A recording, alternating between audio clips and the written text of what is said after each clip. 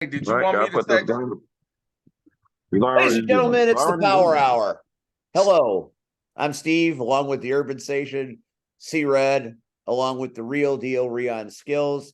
Rachel has taken some time off for some things. We wish her the very best. She will pop in and out as time goes by, but we love her, and she is certainly every bit the Power Hour that any of us are. So we look forward to hopefully having her back on before too long. Get well soon, Rachel. We love you. Also, PX Pac-Man called off sick from Just Freaking Wrestling. and Travis was just vicious on social media. So I asked Travis, I said, Travis, you want me to bench him?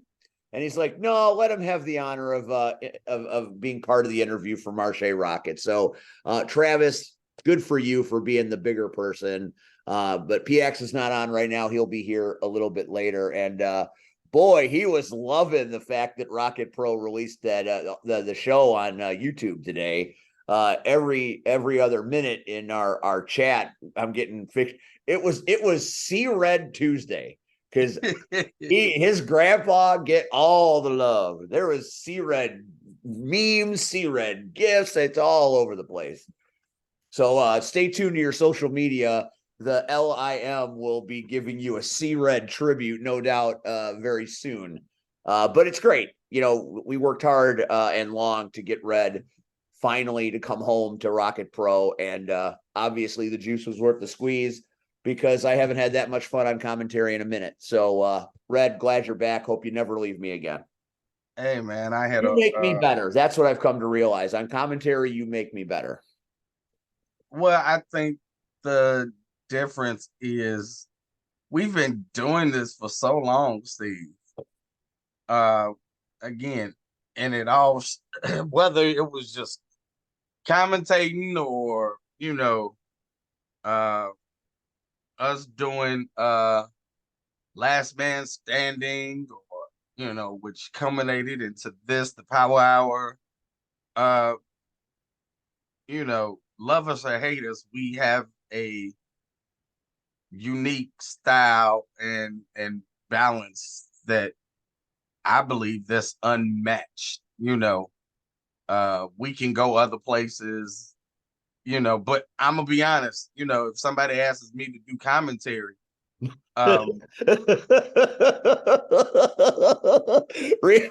Rehot's loaded for bear tonight. I think Pac-Man wanted to debut that when he got here. oh well, stealing the thunder. Look at that, hey. though.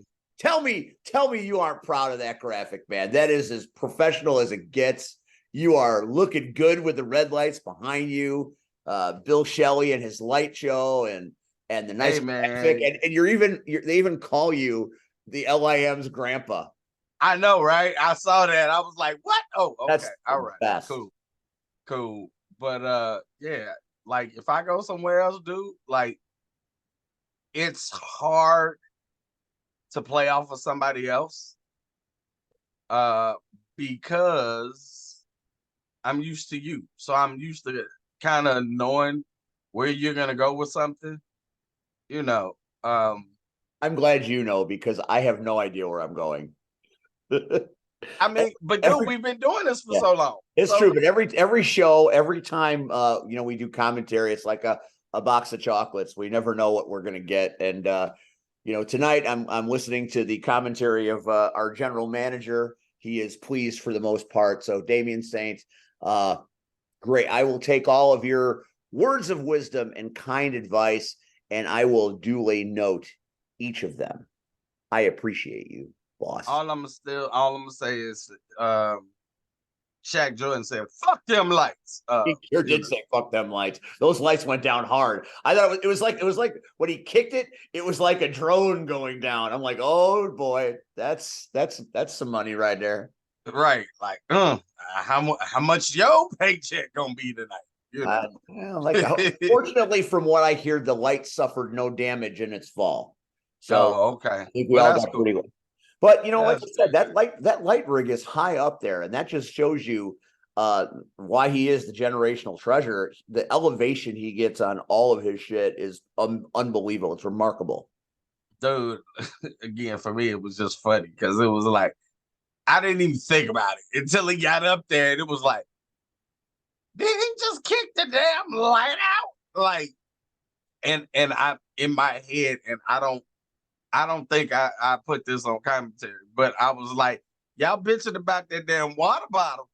Just put Shaq Jordan in the ring. Have Shaq jump off the ropes and get the water bottle down. Yeah, that's right. You know, shit, he'll get it down. He'll get it down.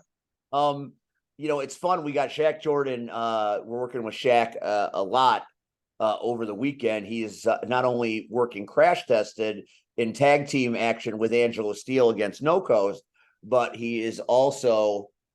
Didn't I see he was at? Yeah, there he's in the triple threat.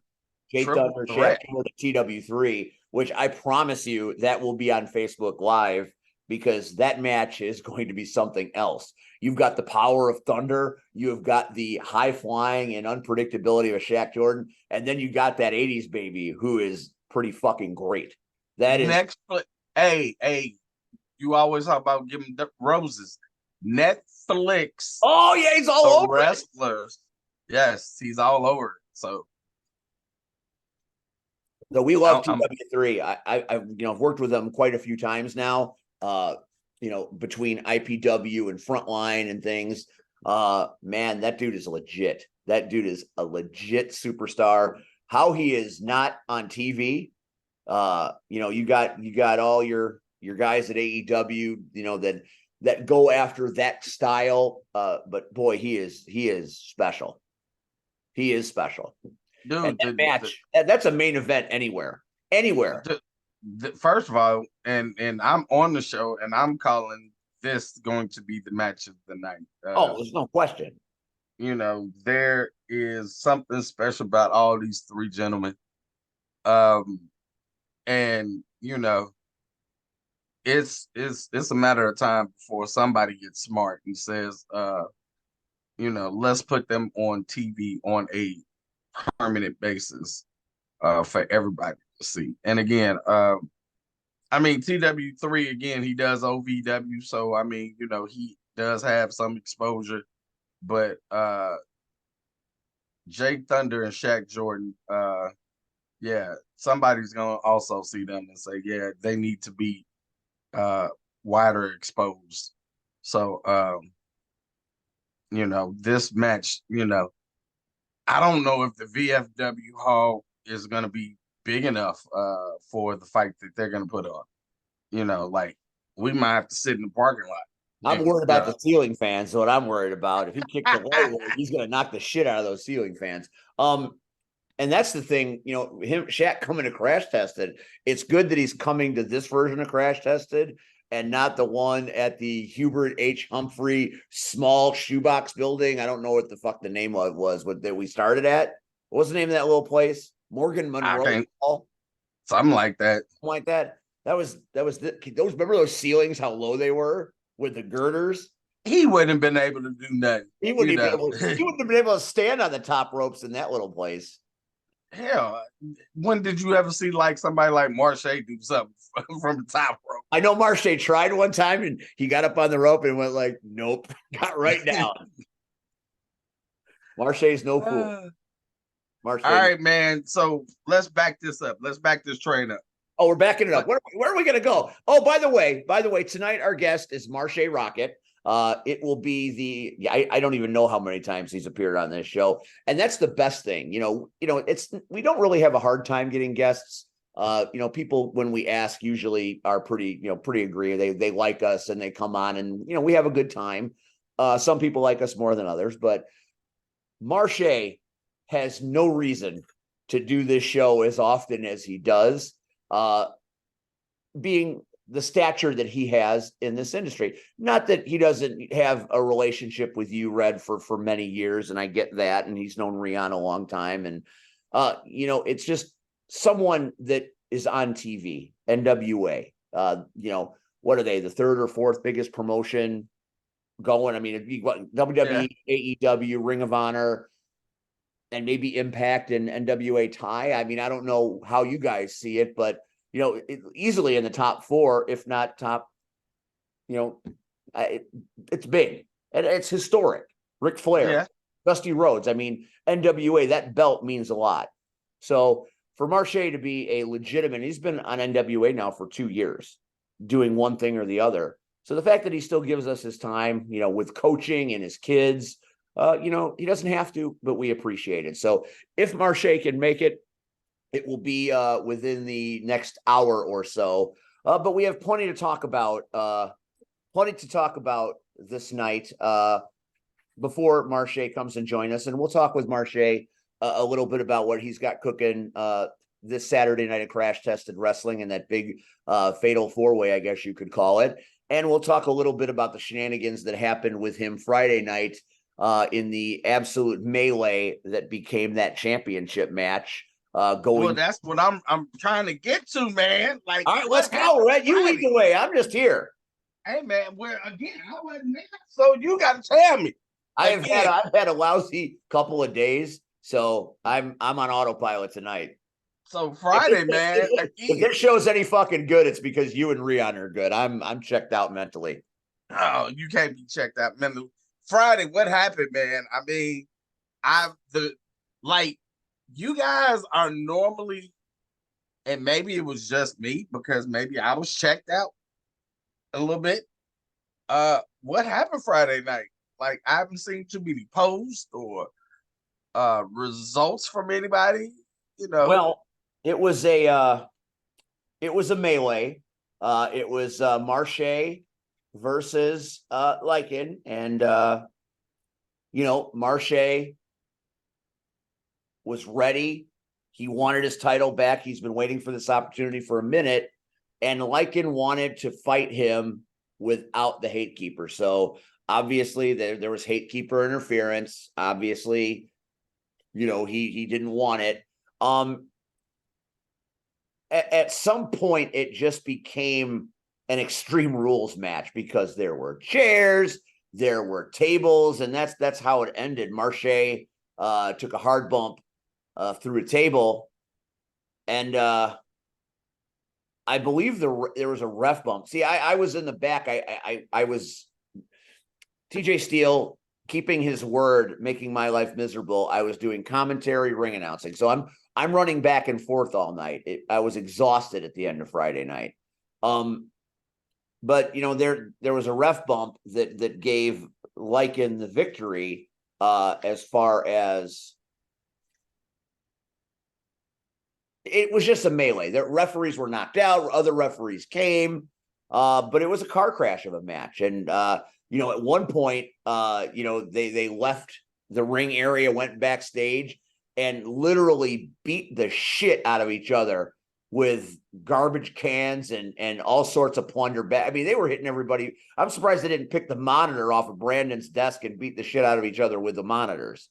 It got quite heated backstage, and then it went back to the ring and around the ring and over the ring and under the ring. And the table being the deciding factor, Lycan gets the victory over Marshe, but was not happy with the Hate Keeper. So I don't know what's going on with Lycan and the Hate Keepers. It seems like maybe there's a little bit of dissension in the ranks with them. I guess we'll have to wait till the upcoming Demon Night with Gangrel and Mecha Wolf to find out what happens next. But it was I'll tell you what, let's talk about the Hades, Quintero, Cypher, Avalon, and JJ Garrett match. Okay. It was a splendid match. I mean, it was a scramble. You know how I like the scrambles. Not that I'm doing it anymore, but I still enjoy them.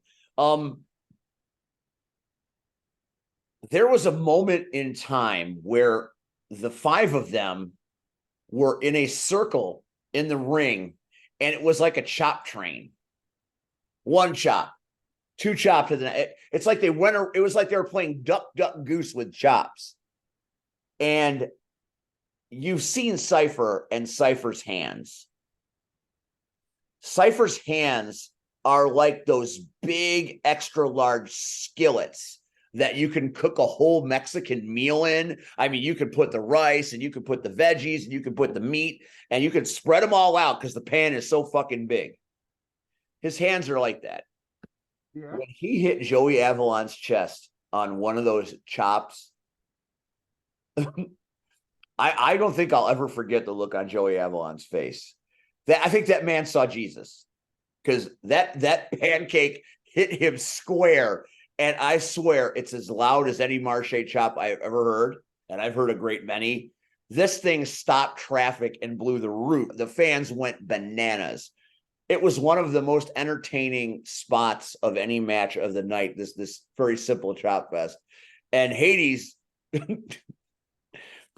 is not a gigantic human, as you know. So when you have Hades, who's a monster, standing next to the Twin Tower that is Cypher, he went and he did about 17 chops in a row. And Cypher just stood there and looked at him. And then Cypher, it took all of them to eliminate Cypher and keep him down and out. But Rafael Quintero, I can speak, gets the win. What? Amazing. He is a young superstar.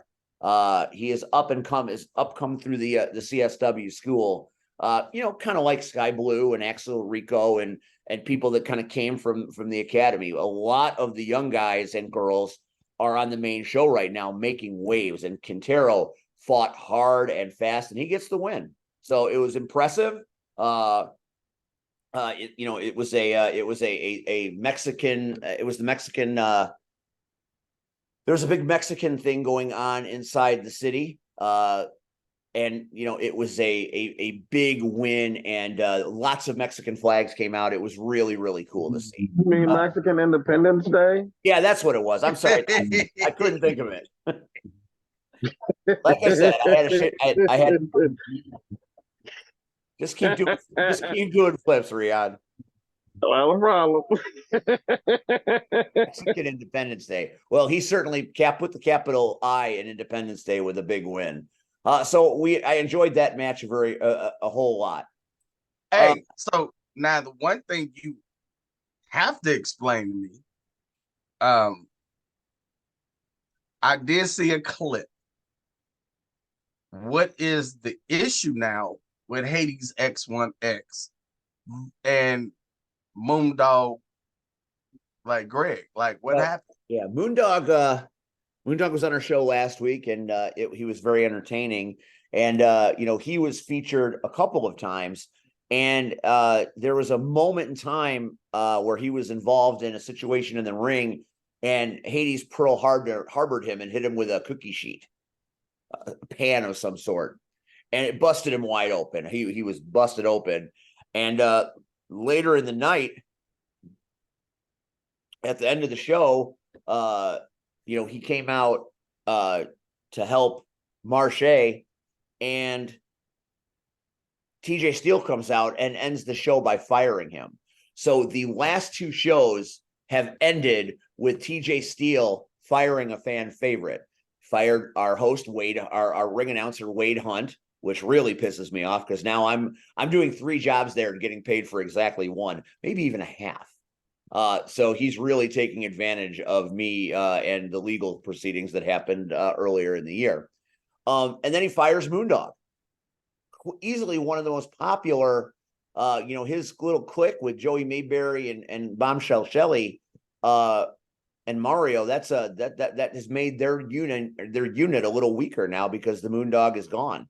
I don't know if he's ever coming back. It was just sad, because Moondog has worked so hard. Obviously he's POW champion. We talked a lot about that last week, but he has worked so hard coming from that school to get up on the main card and to be entertaining and a crowd favorite. And then he gets fired by this egomaniac. It just makes no damn sense. I can't figure it out, and I don't know why it happened, but TJ Steele, he's lost his damn mind, and I don't know what he's doing. It's crazy. He asked the crowd if they wanted to keep him, and they started chanting, "Let him stay, let him stay." And they're like, "Okay, the majority rules. Moondog, you're fired." So he's a petulant child for a GM. As I said last week, very prickish. And we'll see what kind of see. Demon Night is coming October 13th, Friday the 13th. This is our third Friday the 13th opportunity over the last several years. We had called it Fright Night for a period of time, and it's accelerated to Demon Night, which makes me think Hades has got something cooking. I don't know what that is. But every time there is a Halloween-related show on Friday the 13th, something bad happens to me at some point. So I'm a little nervous, quite honestly, about this show, and I don't know what to think of it or to make of it or any of that. But I guess we'll see. How'd my girl do? How'd your girl do? There it is. Listen, There's Mecha Wolf and Gangrel. They'll be our special guests at Demon Night. So woohoo! I might have to show up. Mecha Night. Yeah, I mean, people. You know. I guess people didn't really, maybe they didn't hear me right, but they didn't really pop for Mecha Wolf, and he's a supremely talented human. And then when you say, WWE legend Gangrel, then, well, of course, everybody shits the bed at that point. But the problem is, if you are CSW faithful, then you know who Mega Wolf is. And I think the problem with the crowd is some people don't realize that he used to go by the moniker Mr. 450. So they don't understand that Mecha Wolf honestly went back overseas, and oh my God, like they love him abroad, like Puerto Rico, Mexico, and the Dominican Republic, and like, dude, he is everywhere. And he's another feature player in NWA now. Yeah, like, dude, they held the NWA World Tag Team Champions for 2 years. Loud Rebellion, so dude, the dude is multi-talented. And I'm not gonna say they're sleeping on him, but they are if they don't know who Mecha Wolf is. Again, dude, as much time we were blessed to have him here in Chicago. And for him to move to the West Coast and reinvent himself. And the one thing I love about him, because we are friends, I can say that. Dude hit the gym. And dude hit the gym with a serious passion. And all that hard work is paying off. So I am so happy for him. And I've never met Gangrel. And the crazy thing is, I just watched, in the morning when I'm getting ready for work, I drink my coffee and I find YouTube videos to watch, so I don't fall back to sleep. And I didn't know he had appeared in WCW. And they gave it no thought. And this was before he was Gangrel. And he, they just used him on, like, what was those shows called, like WCW Saturday Night or Thunder? Like, no, he wasn't even on Thunder, dude. Like, he was on that show. Like, Saturday night, the main event on 6:05 on Sundays. You had NWA Chicago or WCW Wrestling, Worldwide Wrestling that came on Saturday mornings. Yeah. And Saturday, WCW Saturday Night, which came on like 7:05. But there was a bunch of shows that they just had in that rotation at that time. They were switching from the market of, what was that? The territorial aspect to going national. that was right around the time that they stopped doing just the East Coast and started trying to go out. Okay. Right. I'll go in. Never go away, Rion. Go away. But see, he knows. So those were the shows that he were on, and they wouldn't offer him a full-time contract. And and luckily he went to WWE, and they said, hey, we've got this awesome idea. And look how that turned out. Like, you don't have to wrestle often, but you're gonna manage Edge and Christian. And we're gonna call you the Brood. And I honestly think, because I think I heard it in an interview, but I could be wrong. He's the one that came up with the drinking of the blood and, doing the whole, before Triple H did it, he did it, So, like, dude, he got over in WWE, Damn vampire. That's cool as shit. Back in the day, dude's a vampire. Dude, but again, this episode, and I really forget the name of it. Like, dude, there were a bunch of people that WCW passed on because they didn't see anything in them. They were just, like, dude, Kip James, I'm calling him Kip James, but it's not Kip James. But badass Billy Gunn. Matter of fact, both of them, of the New Age Outlaws, both had stints in WCW. I didn't know Kip started out as a rodeo person. I had no clue.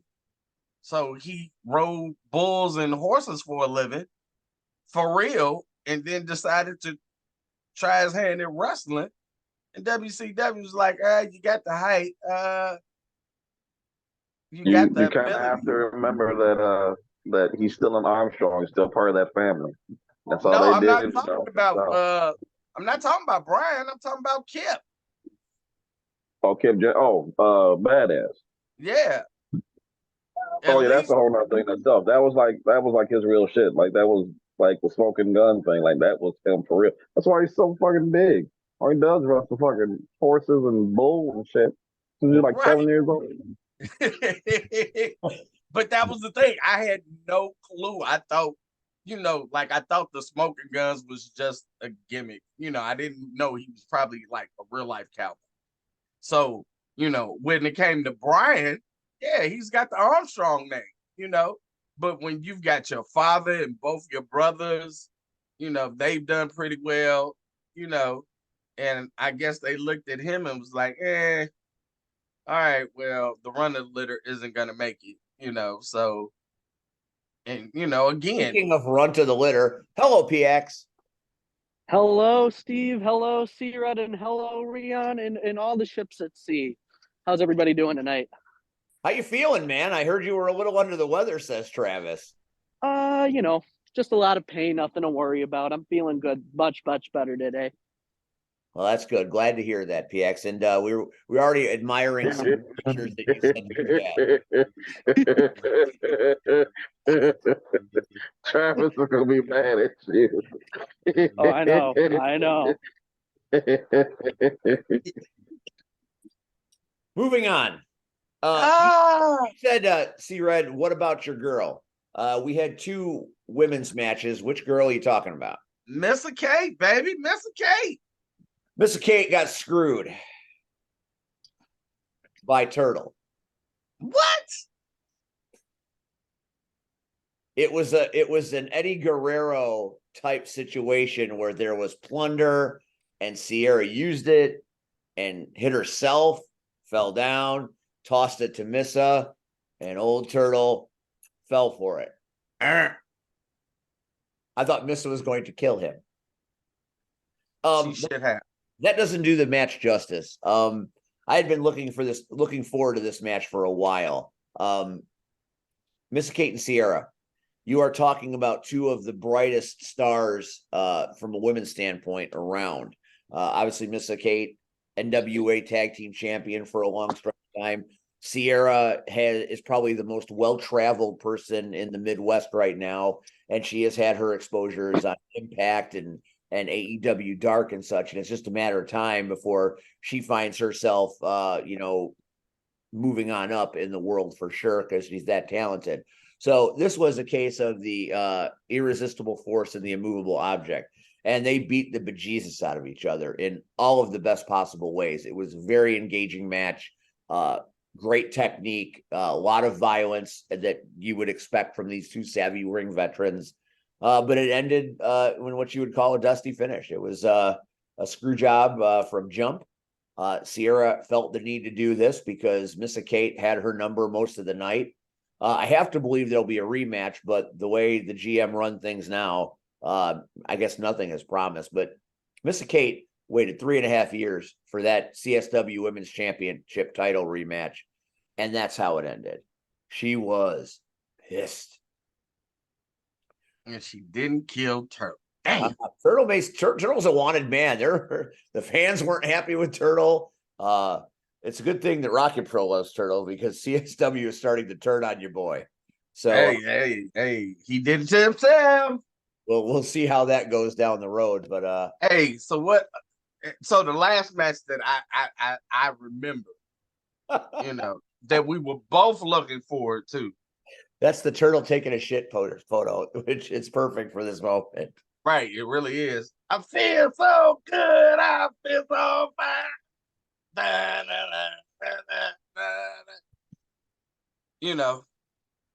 What else you want to hear about? I just said I want to hear about that. Well, before we hear about that, there's something else that happened. Let's go right to the main event of Chicago style wrestling's click, click, boom, boom. And our guest is joining us right now. It's the one, the only all day Marshe Rockett. Hello, Marshe. What's up? We were just going through the CSW card, and now that you're here, you can give us your opinions about the chaos that ensued in that heavyweight championship match. Oh my God. You don't go through too many. I'm sorry, it was a door, I believe. You went through something long, flat, and made out of wood. Yes. That is very uniquely put, Steve. Just long, flat, and made out of wood. Could have been a door. Could have been a table. Yeah. It was something. There was many chants throughout the whole building of what it could be. But yes, not too many people can actually pick me up the way that Conan did and put me through a slab of wood with such ease. But I'll give props where props are due. He did it. But more than that, I gotta say, what a hell of a fight, huh? Conan is one of the high-rising superstars in professional wrestling today. I think he's got a bright future and whatnot. To say that I am not a little bit disappointed that I didn't walk away with the championship would be an understatement, because I think anybody who knows me knows what CSW means to me and what having that championship means to me. It was actually one of the first couple of world titles that I actually got to win and hold. So having that slip through my fingers after becoming so close to like grasping it kind of leaves a sting. But I just keep telling myself that, in failure is where you're going to find your greatest success, because now you can always go back, learn from your mistakes, and then come back stronger. And then, the next time I won't make any mistakes or have any glitches, so to speak, to cause me to walk away with the L. I mean, hell, the Hate Keepers came out several times in the past, and this time I left their asses laying. So, so I guess I must be doing something right. Little by little, brick by brick, I'm gonna rebuild my house in CSW to, so I'm not too worried about it. But when we started the show, I was telling the boys, I was giving everybody a look behind the curtain about when you and Conan got thrown. When you threw Conan backstage, and you go through the curtain, and I was telling him that you guys were using every available object: monitors, garbage cans, yes, flagpoles. I mean, you were pulling up padding. I mean, it was yes. We had the custodian staff saying, "Stop taking our shit," and just backstage area completely. Only then to go back out. And I tried to tell him then. I said, "This is a no disqualification match. I think we're entitled to use all of the stuff. We have free range of it." And I even told one of the custodian staff, "It's like, this guy had it coming, so blame him for all the crap he's put me through for many months." So it was that moment for me when, to the layman, it almost looked like an embrace, but it was two guys just trying to grab each other and yank each other back. I mean, if somebody took a picture of that, it might have looked like you were hugging, but it was like, get your ass out of here. Yeah. That was pretty impressive. Yeah. Well, like I said, I think that match within itself, in fact, I had a few fans talking about after the night was done, a few fans came up to me and said, they've seen heavyweight fights before within wrestling, the other major promotions, but seeing it live, being that close, big boys being thrown into the guardrails without regard, and just some said they could even feel like the sweat coming off of Conan when that happened. So I kind of laughed at that one. Yeah. Every time he flips that hair, it's like somebody turns on the sprinkler. I always think of that scene. I don't know if you remember the second Matrix, when they had everybody dancing and stuff like that. That's what I always think of when I see him flip his hair. That's fair. The guy, all the water is spewing on other people. It's like, this is sweaty, bro. This is terrible. But again, it was a hell of a match, and it was everything a main event needs to be, should be, and it was a perfect way to cap off the show. However, as you're still in the ring, you had just given your all for the fans. You had given everything you had. And, after a violent car crash of a match like that, it takes time to get back to a vertical base, to climb out of the ring and to go back, right? And absolutely, before you even got up off the mat to conduct yourself and to wave goodbye to the fans, as you would do, the general manager decides to come out and do some weird, shady business before you even had a chance to get out the ring. And I think that's the best example of why TJ Steele is a less than exemplary authority figure, because, every time I had to close the show, I would wait till everybody was out of the ring, took their flowers from the fans who paid good money to give it to you, and then we would talk about what's happening or take care of any business that needed to be done. But you weren't even up fully conscious yet, and he comes out walking over you. And I think that's the problem with CSW right now. That dude is running roughshod, and his ego has exploded everywhere, and that's disrespectful. Yeah. Yeah, no, that was, on top of everything that just, like you just pointed out, and on top of everything that I encountered before, to get that level of disrespect from the so-called GM of CSW kind of left an even sour taste in my mouth. But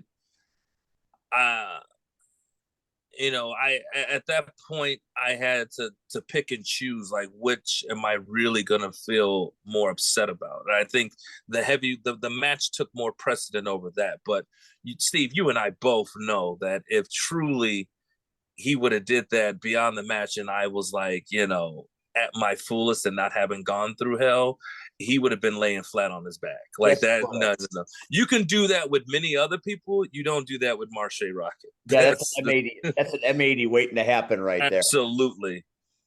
So yeah, so he got off. Like, I mean, God was definitely on his side. He may not have been making the right calls or making the right decisions, but truly, the good Lord protected him that day. I'm just saying. Indeed, indeed. Well, we'll see what happens at Demon Night, Friday the 13th of October. That ought to be quite the spectacle. See, Red is itching. He's been waiting patiently for you. Go ahead, Red. No, go ahead. Shut up. He spent an hour and a half talking about retirement again. Oh my God. Sabbatical. I've said sabbatical. Saying retirement. Anyway, sabbatical. Yeah, sabbatical. Well, so we're done talking about CSW. We've hit all the high points there. Let's go right into Crash Tested, because out of the frying pan into the fire, we saw how your situation broke down at the end of the last Crash Tested show. And here it is. Fatal Four. You, Cody, Miles, Miller, and you got Red up there. I mean, I'm just saying, after all the soul touches, after all those times, Shikara, I've heard all the stories. We've relived all those details. Look who Red's picture is standing behind. What the fuck?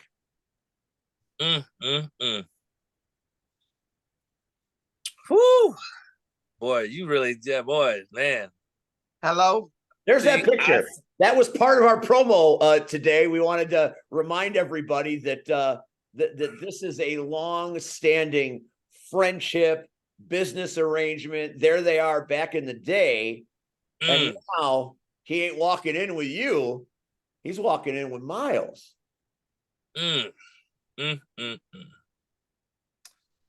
Man, Steve, I have tried to find the right words to use when this scenario is always brought up to me. A lot of people have been asking just in these couple of days, because obviously Chris Miller, he put out a video giving his thoughts. I believe, if I'm not mistaken, Cody James recently put out his video in response. And naturally, the Crash Tested fans and the fellow Rocketeers are all wondering, well, what's Marshe Rockett's thoughts? Because of, there's a little bit more niche than just like, two brothers going at it, two former friends, that used to tag together. I guess, Red and Miles. Red and Miles. You see it everywhere. The hashtag is everywhere. ARC versus everyone. I set up there. Yeah, go ahead. I set up there, and I actually have thought about that event quite a bit, because in the back of my head, I just kept trying to remember the little voice that kept telling me, no, too good to be true. But just trying to have a heart and say, you know what? No, maybe, just maybe, he might have came to his senses. Just maybe, he might have realized that he made an error in judgment in choosing to roll with the wrong client. Just maybe he was gonna come home. How wrong was I? Because I as much as I want to be pissed, trust me, I want to be pissed right now. I do. He pissed. But at the end of the day, the person I ultimately have to blame is myself, because I looked, I saw it was a snake, I knew it was a snake, and I still said, nah, it's okay. So after many, and I'm telling you, Steve,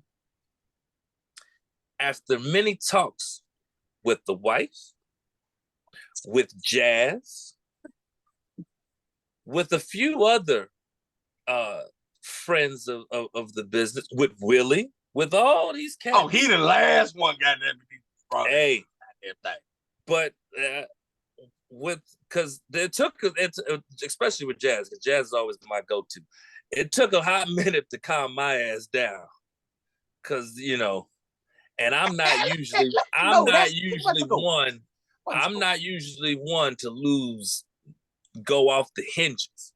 So if Jazz is calming me down, just how pissed off did you think I was? If Jazz is because I'm usually the level head. Yeah. Was always the level head in the Soul Touchers. Jazz when they wanted to take it to a 12, I was like, nah, a 9 will do. When they wanted to go 15, nah, we can, bruh, let's just. But when I had to call Jazz and let this fool know what that fool sitting in the chair did to help out that other fool with the dreads, to try to hold on to, which they didn't do. They still failed. Cody James still won the title, but that's here nor there. But when I told him what happened, at the end of it, he said, Marshe, what did you think was going to happen? We've known Red time and time again. At the end of the day, he makes business decisions, and call it for what it was, a business decision. He stuck with his client, the ARC. Strictly business. And you know what? He said, you got two choices. You can either get mad or you can get even. Them your two options. There's, you can either stay on the phone when I can still stay on the phone with him, being mad about the whole scenario, or this Saturday, Maryville, Indiana, I can lace up my boots. I can show up to the building. I can partner up with the new heavyweight champion, Cody James, and I can proceed to put on the most eccentric, extraordinary ass-kicking that Crash Tested Wrestling has ever seen on two ass clowns. And then, when all is said and done, I will have gained both revenge and redemption by whooping they ass and becoming the number one contender and getting my belt back. It ain't gonna happen. Ain't gonna happen. You beat his ass. Beat his ass. Beat his ass like brother. B-I-T-C-H-A. Now, right now, that man over there, he's saying it ain't gonna happen. Ain't gonna happen. No. Ain't gonna happen. You know who else said that it wasn't gonna happen? Who? Nick Brubaker. A lot of people said, "Oh, Nick Brubaker said I couldn't beat him. Couldn't beat him for the world title. Did it? Cody James at an earlier stage when he had lost his last match said it couldn't be done, and I did that on several occasions. But I got something that they don't have. You got an ass whooping coming. Don't worry. No. First of all, Marshe, in 20 years, you have never been able to catch me. With them long ass legs, you would think by now you would be able to catch me. I am smart enough to know how to duck in between people, how to throw people. I will throw Steve's fat ass in front of me and trip your ass up. I know how to get away from me. I know how to get away. You have not caught me. You will not catch me, no matter what. Okay, talk. Until when you get caught, I'm never gonna. I want you to remember these words. I want you to remember those words, and I want them to keep ringing in the back of your head when my fist is punching. You they'll gonna catch me, bitch. I'll keep It ain't gonna catch me, bitch. It's funny. You so mad, but I'm not mad. So, I just hold on. But it's funny how there was a conversation that got released that was really between us and Cody, and you came in. You went after Miles. You ain't come after me. So you really mad at Miles. You're not mad at me. You went after Miles. Well, I don't think that's exactly. That's not exactly true. When Marshe jumped in, you ran like a coward. First of all, I already didn't he though? Marshe, didn't I tell you Marshe will not catch me? Didn't you see the dust fragments of where he used to be standing just vanish and go? It was like an old Wile E. Coyote cartoon. That was some issue you see on Simpsons. Yeah, where he goes and just gone. He ain't there. First of all, again, I keep telling y'all, I'm crazy. I ain't stupid. And again, he went after Miles. Now, if he came and whooped my ass, guess what? Wouldn't have been. I wouldn't have been able to get away. If you check tape, the only reason why I went after Miles was because Miles was standing in front of me. Hey, Miles was standing in front of you.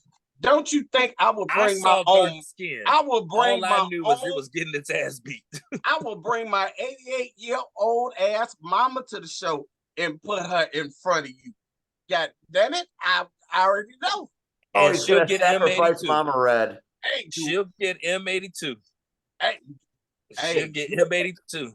Hey, bro, you just making life easier because I get to collect the insurance policy early. So, hey, you want me to text you the address? Where Marshe Rockett, let it be known, Marshe Rockett is all about equal opportunity. Don't ever get it twisted. I'm all about equal opportunity. Hey, so if I piss you off right now and then I text you my address, will you come M80 the first person at the door? No, I'm gonna wait till Saturday. Shit. I got time. Trying to collect that damn insurance money. I got time to prep, time to work. In fact, when this is over, I'm gonna go hit the gym, and I'm gonna build myself up because I want this ass whooping to be historic. I ain't getting my ass whooped. I want everybody to hear down the street. Like, you hear that? Sound like somebody getting their ass whooped. Damn, somebody caught it. You know, when you sit up there and when you see all the police cars going, and you be like, damn, something really going on. I want it to be like that. And I want people on the streets talking. I guarantee you it'll be like that. But you know what's gonna be? It's gonna be me standing on the outside being the typical black man. Yeah, see, what had happened was this dude right here, and he did that. See? Ain't gonna be no. See? Survival. But they talk this game. They talk this game. They so sure of themselves. But he said, I ain't never gonna catch you. I ain't got nothing but time, baby. There's a reason it's called all day. I ain't got to rush. And I go all night. I ain't never got to rush. But how long we been going? 20 plus years? Really, no days off. I ain't missed a season yet. So I ain't got nothing but time. Each morning, the good Lord wake me up. I'm like, blessed be he who's about to catch these hands. That's rated E for everybody. In particular, ARC and Chris Miller this Saturday. Hey, man. I think this issue is between y'all, man. So, Man, you backpedal hard. That's all right. Hey.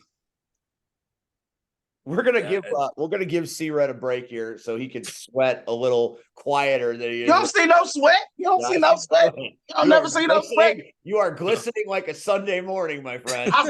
I glisten because the light is always here. Yeah, that's panic is what that is. Let's take a look at what Rion's got up on the top there. That was right. He should be thanking me for the great work that I did while I was calling this very ass kicking of a match. Like, goddamn. Yeah, this match was disappointing. This match was very disappointing. What? On what planet? They didn't stand a goddamn chance. Yeah, the Coyotes barked up the wrong tree. And Berna right there is wishing he had stayed home because that's a long way down when you're up at the top of that choke slam. Boy, okay, was it. That was... So since we in another universe, multiverse, let me ask you this. Because I have went on commentary and I've stated, did you see Old Evil try to interfere in your match? Me personally, honestly, I didn't, because at that moment in time, Logan and I were locked in on the task at hand. I heard whispers, through the crowd and everything. Watch out, but having drop kicked his boy, it couldn't have been him. So I can only assume, because why would the referee try to attack two brothers that beating the hell out of a Coyote? So I could only assume that Rose was trying to do a little something, but I don't know. Lately, even after the match, there was like a little bit of, I don't know, tiff, whatever's happened in the House of the Coyotes. I mean, that's really that's really nothing I need to be concerned with. Because we went in there with the plan, we went in there with the job to do, and we did our job. So y'all did y'all job well. I wanted. See, Steve keeps playing this line like he don't believe. See, you and I have seen Old Evil. Yeah. And we know there's an issue there. We've seen this face to face, up close and personal. Yep. So when I try to tell Steve that something happened in that Bucky Collins match, and I can't put my finger on it, but he lost it in the Christian Rose we know showed his face. Yeah, that was the real Christian Rose. And that was back Christian at Kicks on 66. Now you think you got Kicks on 66, and then we go throughout the summer with the break, and you would think he done got it together. Yet it shows his ugly face again. And Steve kept like, oh no, Steve, this ain't the fun-loving sitting on commentary. No, he not wrapped to. And my thing was, again, like, first of all, congratulations. I'm happy that the final level won the titles. I was more concerned about, is this where he snaps? Is, right as y'all go for a pin or something happens, but that didn't happen. And luckily he walked away. But like you said, you saw something's not right, because Connor's got to come out and help the other Coyotes. Calm him down. Yeah. What the hell? Like, but you the leader of Coyotes, and you leave them, but you cost them. And I'm scared what's gonna happen at Darkness Falls. Like, we've seen Christian Rhodes. This can only get worse before it gets better. And I don't think Steve understands. It can get to the point where 1 minute Steve is talking to him and it's a nice, calm voice, and he loses it completely. Because we've seen it. We've seen people think about it. We've been in the locker room. People say, hey, Rose, how you doing? And the next thing you know, he's throwing their ass through pizza boxes. I've always thought it, and this is just me. Well, now that you're here back, Red, you can attest to this. I always thought it strange because when I first met Rose was always a loner. He didn't travel in a pack. No. The man would go into the locker room. He would be cordial because that's what you do in this business. He would say hello, maybe get a handshake. He might partake in a conversation or two if it caught his ear, but he wouldn't exactly stay to hang out. He was off in the corner someplace. And some locker rooms were big, some locker rooms weren't. So it was like, if he's off in the corner, right? And it's a room that fits maybe like, I don't know, 50, 80 people. And he's off in the corner and he's not talking. He's not willing to associate or anything like that. So he's always been that guy. And I've come to know that. So when he now enter Rockett Pro and he's rolling with the crew, right away I'm like, well, this feels different. And already I just, it feels different, but it feels off. Like to me, it's like a ticking time bomb. And what is it that's going to just make it just pop? Now, Kicks on 66 might have done it. Who knows? Who knows if this? I'm gonna be honest. I think this did it. I think this was it. I think them at Kick 66 winning not only the Outer Limits title, but the tag title. And think about it. They show up ready to defend them against you and Shogun. And not only did Rose not help the matter any, he cost it. And now his team doesn't have the gold. I think, dude, I wouldn't be shocked if Darkness Falls happens and somebody gets severely hurt by the hands of Old Ethan. Well, it won't be final level. That's all I know. Here's what Red's talking about. Let me give you a frame of reference since you were, in the ring winning titles while this was happening. When the Coyotes and final level started, the Coyotes came out with a plan and they took it to you off the bat.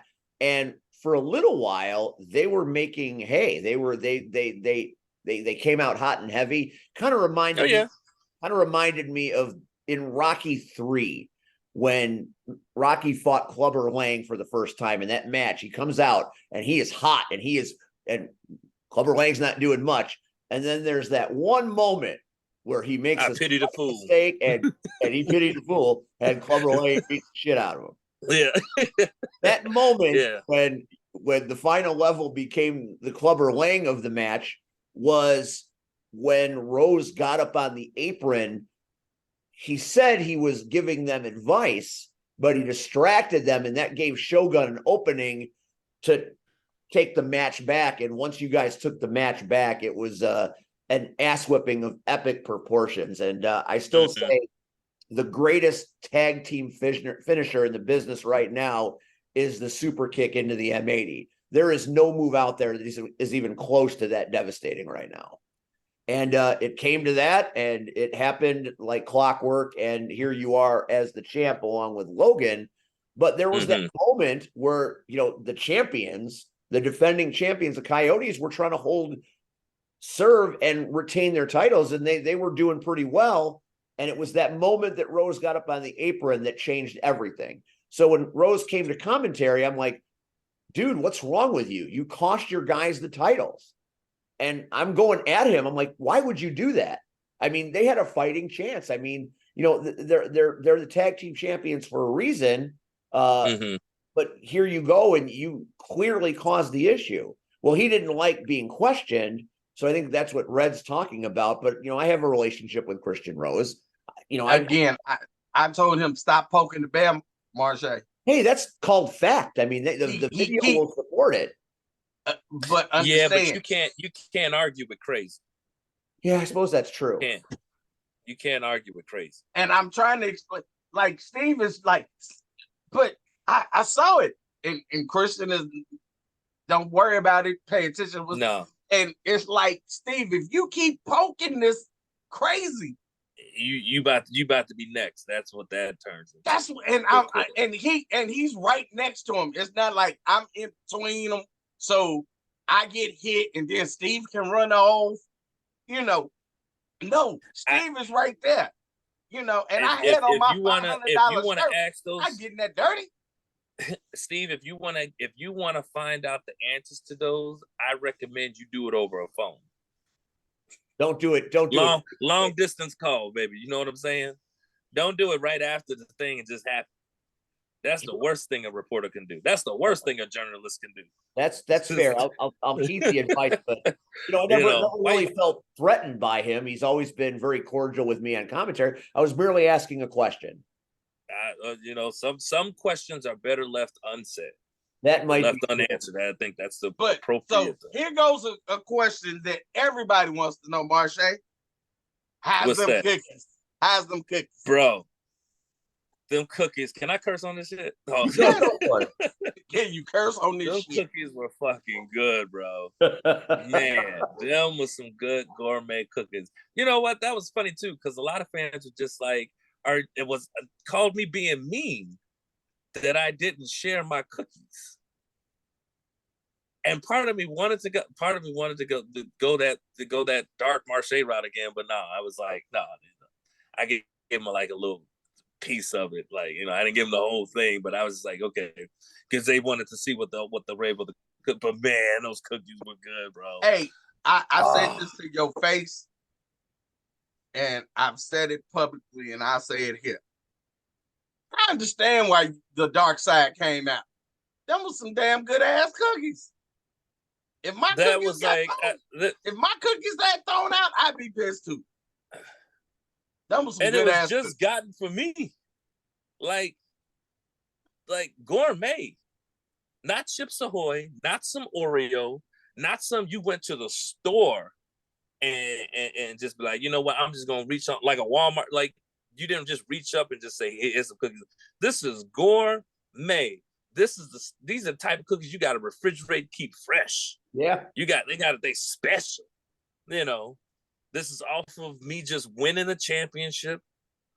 And then I get some cookies, some gourmet cookies. And then at the time, Logan comes up and he didn't just destroy one cookie. I could have probably forgiven that. He destroyed a whole handful of gourmet cookies. So I can relate to the whole Christian Rose thing, because that would just sort of send somebody off the edge, you know, real quick to just sort of just, you know, what is it that the Joker, Heath Ledger's Joker said in The Dark Knight, you know, madness is like gravity. All it takes is a little push. Yeah, that was the push, baby. That was the push. So you went right into the trash can. That was the push. Yeah, you went from victim cookies to victory cookies. And they actually tasted even better. So there you go. Who would have thought? And now I don't think that I think you guys are going to have these titles forever, because I don't know who's going to come to town to beat you. That has been a statement and a poll made from a statement made by a lot of, you're not the first person, Steve, to say that. A lot of people have stated that to both Shogun and I. Like, who the hell is going to come in the Rocket Pro and try to take these belts away from Final Level?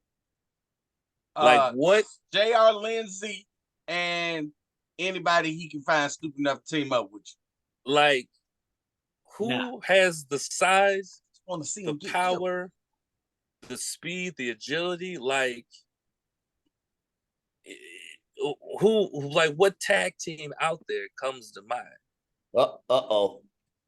I mean, oh please. See, Red, we got a timeout. Or are you saying Ryan Matthews and Jack Johnson? No, I got a timeout. Okay, we got a timeout. That is your first timeout. You have 2 left for the show. Because I got a tag team. What is that? Who was that? They're a national tag team. Matter of fact, they are nationally known. They just won tag team gold. And I would love to see y'all fight them. But I don't know if their contracts allow them to do that. So before I say their name, I need to contact Aaron and find out if I can say their name on this publication without getting sued. I don't, but I will make that statement as soon as I get clearance from that company and their manager. Okay. But I would love to see that fight. I would love to see that fight. I honestly think they probably whoop your ass. At this point, Shogun and myself have yet to see anybody handle us the way we've been handling. Yeah, man, but this team been whooping everybody ass for the past few months. Like, and they not whooping just asses, they leaving people like dead. So right. But I want to get clearance first before I mention it. So well, I guess Rehab decided to take clearance into his own hands. No. Hey, that's Rion getting sued. That's Rion getting sued and not me. So, well, if those gentlemen over there, I mean, I would love to go gold for gold. I would love it. The Rocket Pro titles versus the NWA titles. That would be something. And I would absolutely love it. I think that is money. I think the fans would certainly appreciate it. We got to tell Kevin Palmer to book that match as soon as he can.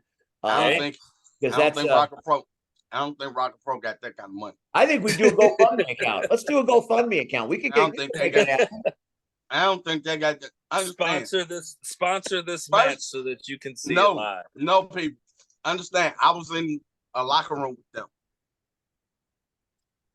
Don't do it. Yeah, they did have some crazy eyes. They're not there.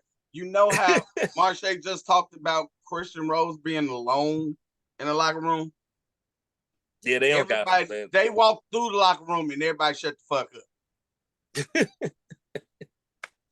Like, even the agents, like, everybody was talking and having a good time, and they walked through the locker room, everybody shut the fuck up and let them walk out and wherever they was going. Like, nobody wanted to fuck with them. Well, like, one of them even sat. Remember, I told you I was eating the chicken, for lunch, because I didn't know I could eat the chicken, and Marshe was standing in line to get a physical. And one of them sat down at the table with me. Like, I didn't tell you, I never got to finish my lunch. Like, eat your lunch? Dude, I wasn't gonna ask him if he wanted it. I just gave it to his ass. I wasn't going. Who am I gonna argue? I can't tell them ass people apart. Very difficult. They look very similar. I have a statement to read.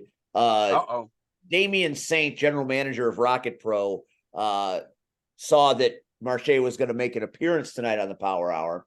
And he won tag team back. And he wanted me to, he sent me a message, says, will you please read this to Marshe Rockett? So I'm going to do it. So I don't have to stand for the next 6 shows. Marshe got to go to the gym, not go to sleep. Good job on the title victory. Not purely clean, considering Rose did distract his homies, but hey, a win is a win. That is from the desk of the general manager. Do you have anything to say in response to general manager Damian Saint? A win is a win. Whether or not Christian Rose was out there, the results were still going to be the same. Here's the thing. When the second, even once we got our footing, you think those Coyotes were really going to beat Logan and Rockett? No. That why the hell do you think they took the route that they did after just shaking our hands? They wasn't no dummies. They took one look at us and said, "Hell to the no." And Shogun and I both said this. They gave it their best shot. They saw an opportunity. They tried and took it. However, you take your eye off the ball. That's what ends up happening. I don't think they took their eye off the ball. If I got tag team gold, right? If I got tag team gold, and somebody is because it's two of them. As crazy as Christian Rose is, there's two of them. You tell Christian Rose, hey, get your ass to the back because we got to deal with these two brothers. You're not costing us. But you allowed that man, that individual, to stay out there and call chaos for you, not for us, for you. Now, Damian's eyes, he could see that as a distraction, but I promise you, them results weren't changing. Well, I ain't worried about that. They came a lot sooner when I found out how long that match actually went for. But the results wasn't changing. I think what happened, Marshe is a gamer, and we talked about games. Again, they mashed the buttons from the jump. And again, anybody that's played Street Fighter or Mortal Kombat or Mike Tyson Punch-Out. I even said that last week. Mike Tyson, you're so excited to get to the final level. You're happy that you finally reached. Remember in Mortal Kombat, that one option where you could just go and face everybody till you got to the top, right? Oh yeah. And you were excited that you had beat all these people and you're at the final level. So I think that's what the Coyotes were feeling, was that excitement that we know we've made it because we're here and we're facing the final level. Yeah, we're the champs, but once we beat them, we'll show, and they came out and they started mashing and smacking. And after a while, your hands get tired, right? Yep. Thumbs start going numb. Yep. You drop the joystick. 1,000%. And what happened? Might get you. Yeah. One, just one punch. Then the music starts playing. Right. Then the credits roll because you did not win. You start seeing that 3 count happen and then it done. Yeah. No, baby. I want Marshe making Punch-Out sounds to be my ringtone. That's what I want. Boy, that's what it was. It was Punch-Out. I'm like, hello? So realistically, is there anybody you would like to face? Realistically, there's a few teams out there. Hell, even some of the majors that that have that little clause in their contracts where they can wrestle, independents and other organizations that they're allowed to go out there. just man, off the top of my head, who can I think? I would like FTR. Ooh. I'd love for the final level to go against FTR. I would love, hell, bring in Bullet Club. I mean, that's a far fetch, but I mean, I love to see it final level But versus Bullet Club. But which version? Any version. It's Bullet Club. Any version. Final level doesn't. You don't. Now, to me, it's like NWO beginning versus NWO with Stevie I would Ray say and I would say at Virgil. its prominence. I would say probably the Kenny Omega era. Okay, all right. See, The now Omega era. Okay, all right. Anybody from that era, I think, would present a very formidable challenge, simply just based off of experience and know-how. It'd be fun to pit with them. But as far as like, tag teams of the past, there's Paulie Tomaselli and Hardcore Craig. Paulie Tomaselli called the final level out on this show the last time we had Paulie here. That's right, he did do that, didn't he? Called out. Yeah. So there you go. He said he's beat you too many times. He felt bad that he'd have to beat you again. That's what he said. Paulie, I already know. Paulie. That's okay. You know what? I would personally get Booker T to come out and hype me up, and make it. And Paulie would know that reference really good. As soon as he get Booker T to hype you up. You ain't losing no match. I don't care who you are. There's no way you were losing a match. That man gets you so jacked. Think about that for a minute. Hardcore Impact versus the final level.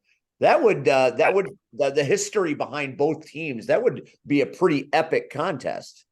I would say that would certainly be a testament of how strong the final level has become. Because keep in mind, a lot of people forget or are now slightly forgetting. But remember, Shogun and myself, we didn't really like each other. There was a good, what would you say, Steve? Year and a half? It was a blood feud that took well over a year to run its course. And, we remember the last ride match with the monkey wrench. I mean, him throwing away your there's so much to unpack, much damage you two have done. You'd take all night to just go through it all. And keep in mind, because at the start of the pandemic, like, we weren't able to be in the same building with each other. We weren't wrestling a whole lot of places. So you have to figure any resentful feelings we had right before that was just stewing and brewing the whole time. And so now, flash forward to Darkness Falls, it all spills out. And it is ugly. And this goes on for a pretty lengthy time. Now, flash forward again, and we have found a common ground. Two men who had once were rivals, who could not stand to be in the same room, who couldn't stand to be across the same ring from each other, are now sharing the same corner. And our sights are no longer facing each other, but anybody Damian Saint and Rocket Pro Management places in front of us. It's one thing for two individuals to have a common goal and to be striving for something, but when you're on the same page and you're both very similar in a lot of ways, and like the same desires, the same like power, speed, agility, like all of that rolled into like a complete freaking package, dude, them some badasses I wouldn't want to just think that I could just roll up on. You know, you might get lucky. You might get a few licks, a few scratches off of them, but I just wouldn't go into with the mindset knowing that, oh, I'm gonna lay these fellas out. Like, no, it's a different mentality that Shogun and I have, that a lot of the boys in the back and a lot of tag teams out there right now, they don't have. There's a hunger, there's a passion, there's a fierceness, staring eye gaze that we have. The fans see it the second that, once the jackets and the vests come off and the music blares down and it's showtime. If you stare at the fans long enough, just watch the crowd, you'll start to see a little people become on edge just watching, like, I think we about to see a crime right now. Yeah. Yeah. We might actually see somebody, a dead body on here. Like, I heard page on Joey Avalon's vocabulary. There's a team that ain't scared of y'all. And I heard through the grapevine that they trying to get y'all to sign contracts. Y'all too scared. Who's that? Damian Gray and his part. The Idols again? The Idols? Gray and Cade up against the final level. That would be like Santino Marella coming into the Royal Rumble and Cade leveling his ass over the top. I heard through the little grapevine that Gray said you wasn't shit. You was overhyped. And he can beat you with his arm tied behind his back, with his boots tied together.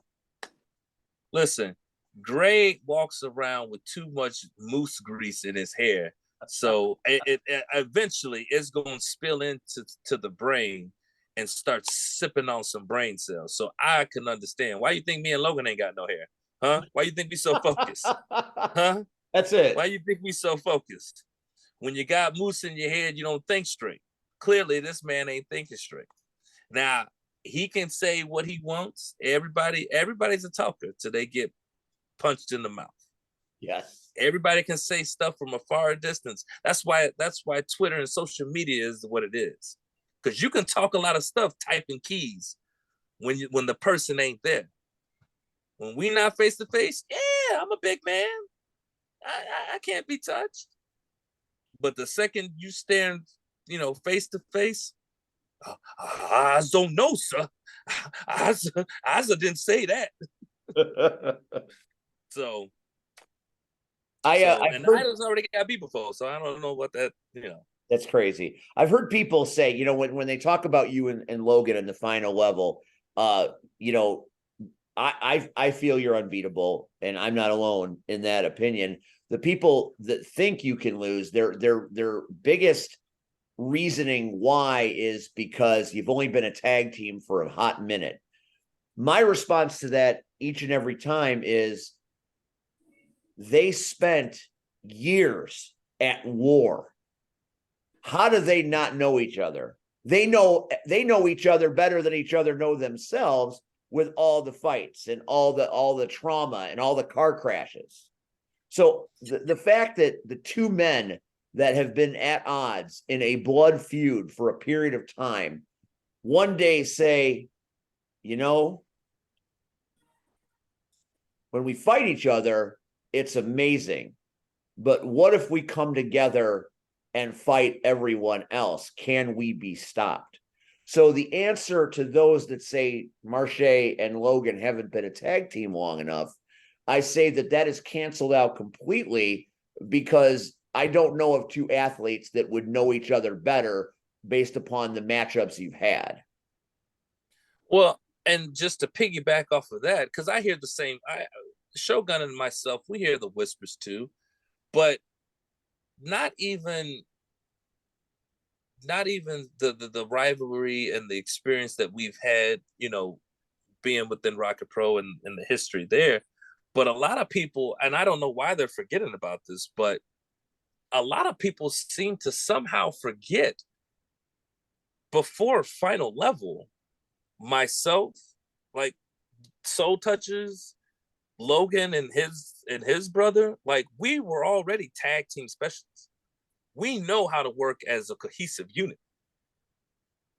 Like I could see somebody questioning it when that individual has never been in a tag team, but I have been surrounded with the Soul Touchers for many a years.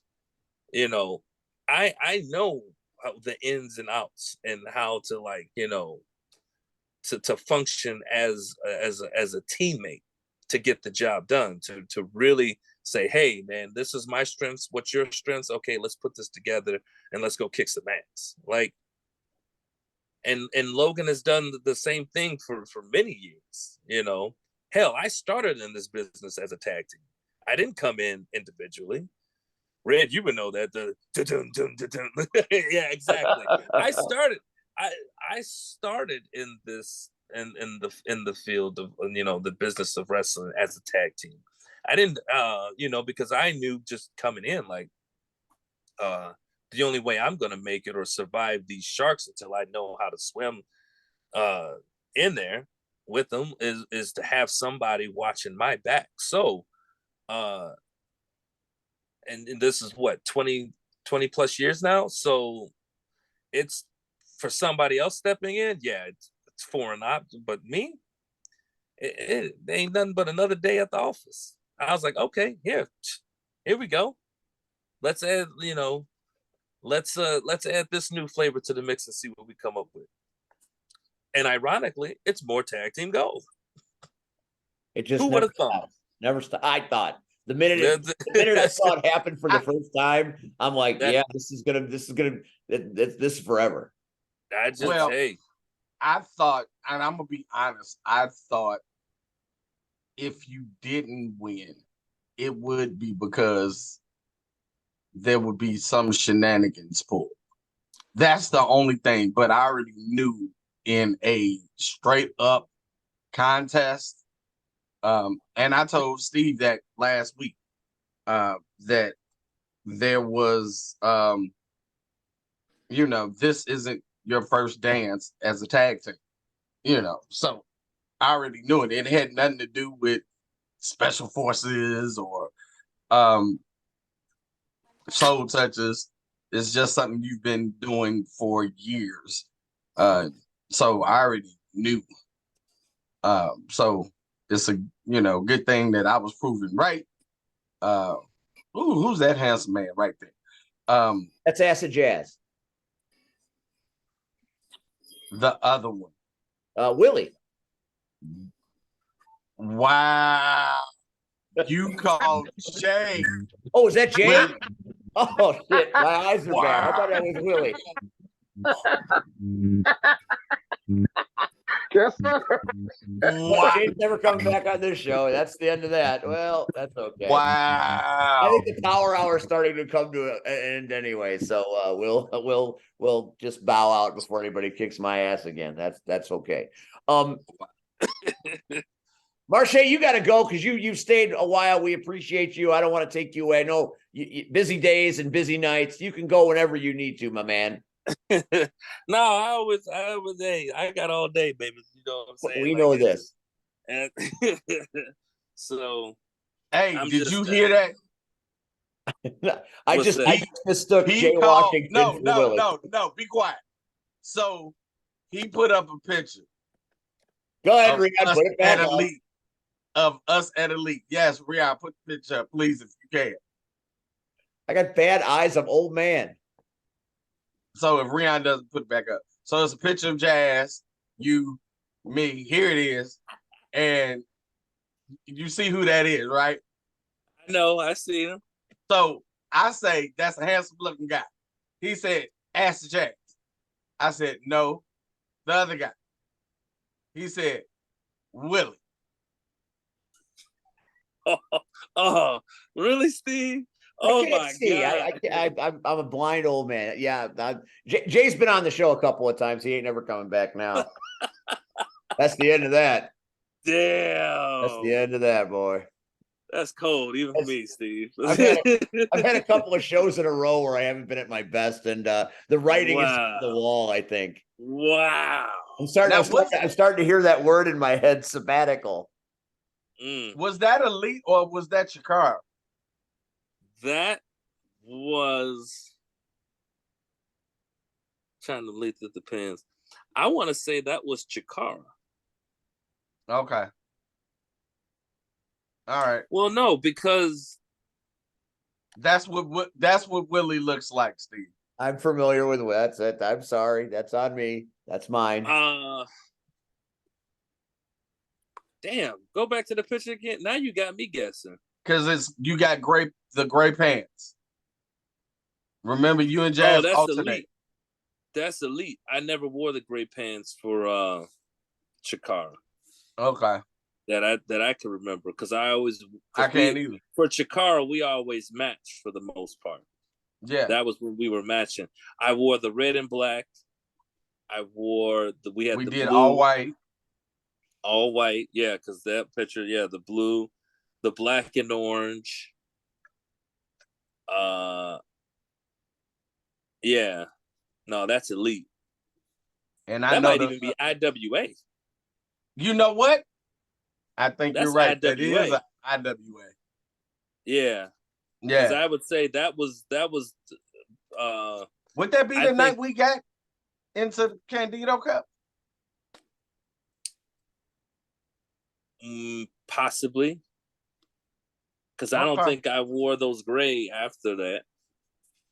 Okay. It was either the gray or the blue, but I want to say it's really between IWA or the Elite. Oh my God, look how skinny I was, bro. Bro, I don't know if you can see Pac's picture when we were in. So Pac's picture, you've got all blue on, and it is a Chikara show. Nah, that's Young Lions.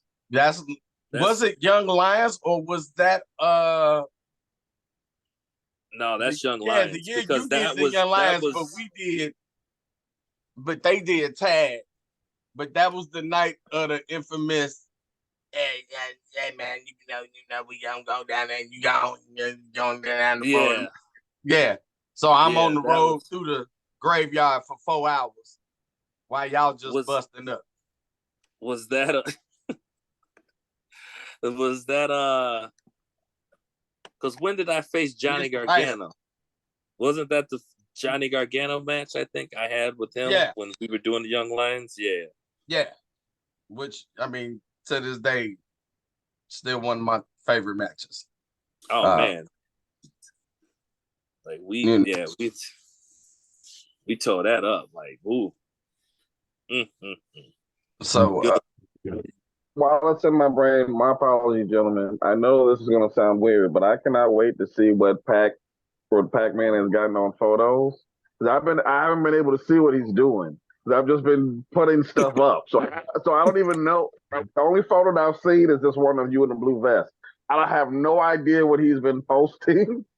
Oh, that's good. That's good. Wait till later and watch. Wait till later. Yeah. You're gonna be in for a treat, Rian. Yeah, he's put up some classics. I was like, some good ones. Pac-Man, say hello to Marshe, and do you have any questions for him? Hello, Marshe. Hello, Pac-Man. So, I guess for you personally, what's been your career highlight? What's been my career highlight? Wow. I mean, that's an old school question. I mean, we've been doing questions like that for a minute, but hey, PX wants to know.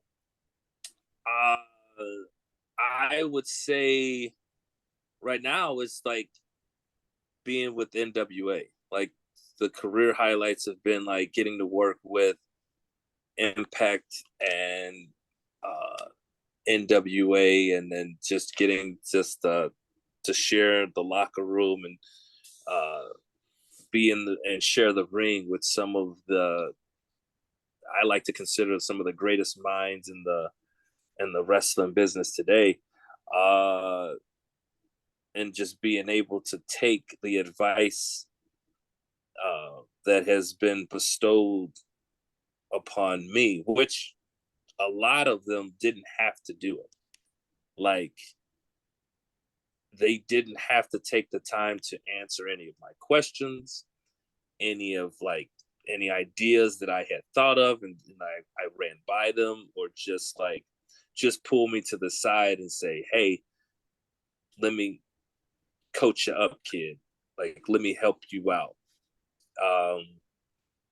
So I think that's, to me, within itself is kind of hard regard as far as like even getting a championship, because all of that advice led to getting all the accolades and being able to travel to the places that I have. I mean, I don't think I would have made it to the level that I have been fortunately been able to have without them.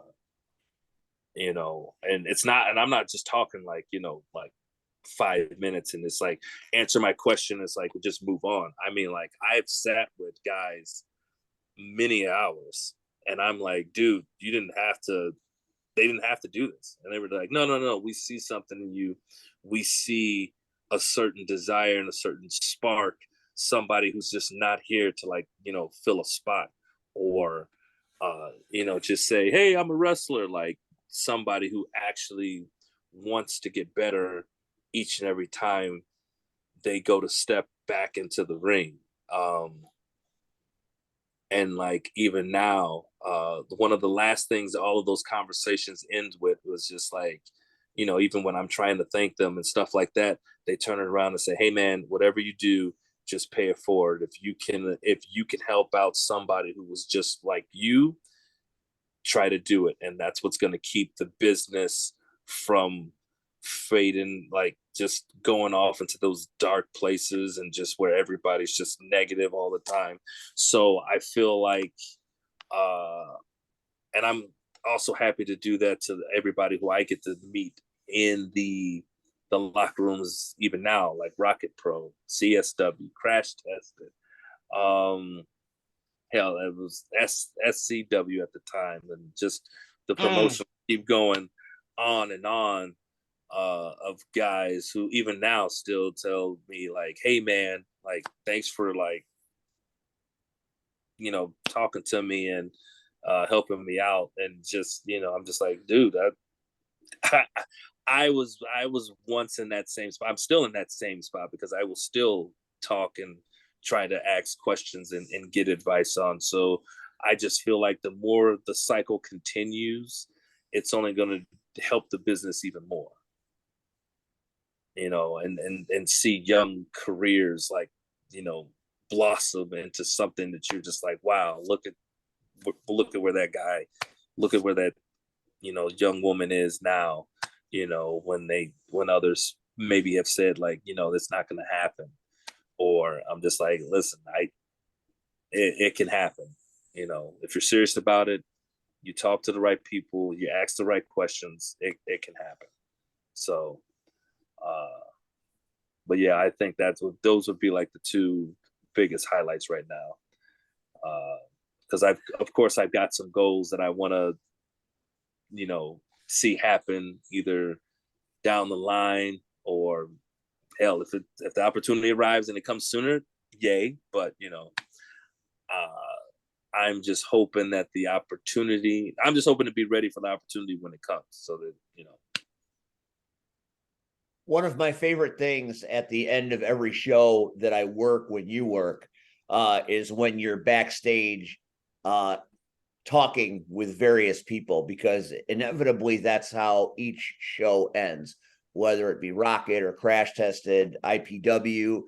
Whenever you're there, you're changing, you're talking to people around you, and it always ends in not a sermon, because that's not exactly what it is, but it's like maybe a seminar is too strong a word, but you're always out there putting out wisdom and positivity. And I think that's what makes you so special to the area and to every locker room, is because what you just said, pay it forward, you do every time I see you. So that's not bullshit that somebody's saying just to say. That's something that he lives. And I have seen it firsthand, and I have partaken in the knowledge firsthand. So, kudos to you for not only talking the talk, but walking the walk. And there aren't many people in this business that I know that do both as effectively as you do. Right. Well, like I said, the guys who I've talked to have said the same thing, and they've had that same mindset. There's just like, I want to get better, and it's not so much that I just want to get better. I want to make other people. That's to me is the ultimate, like,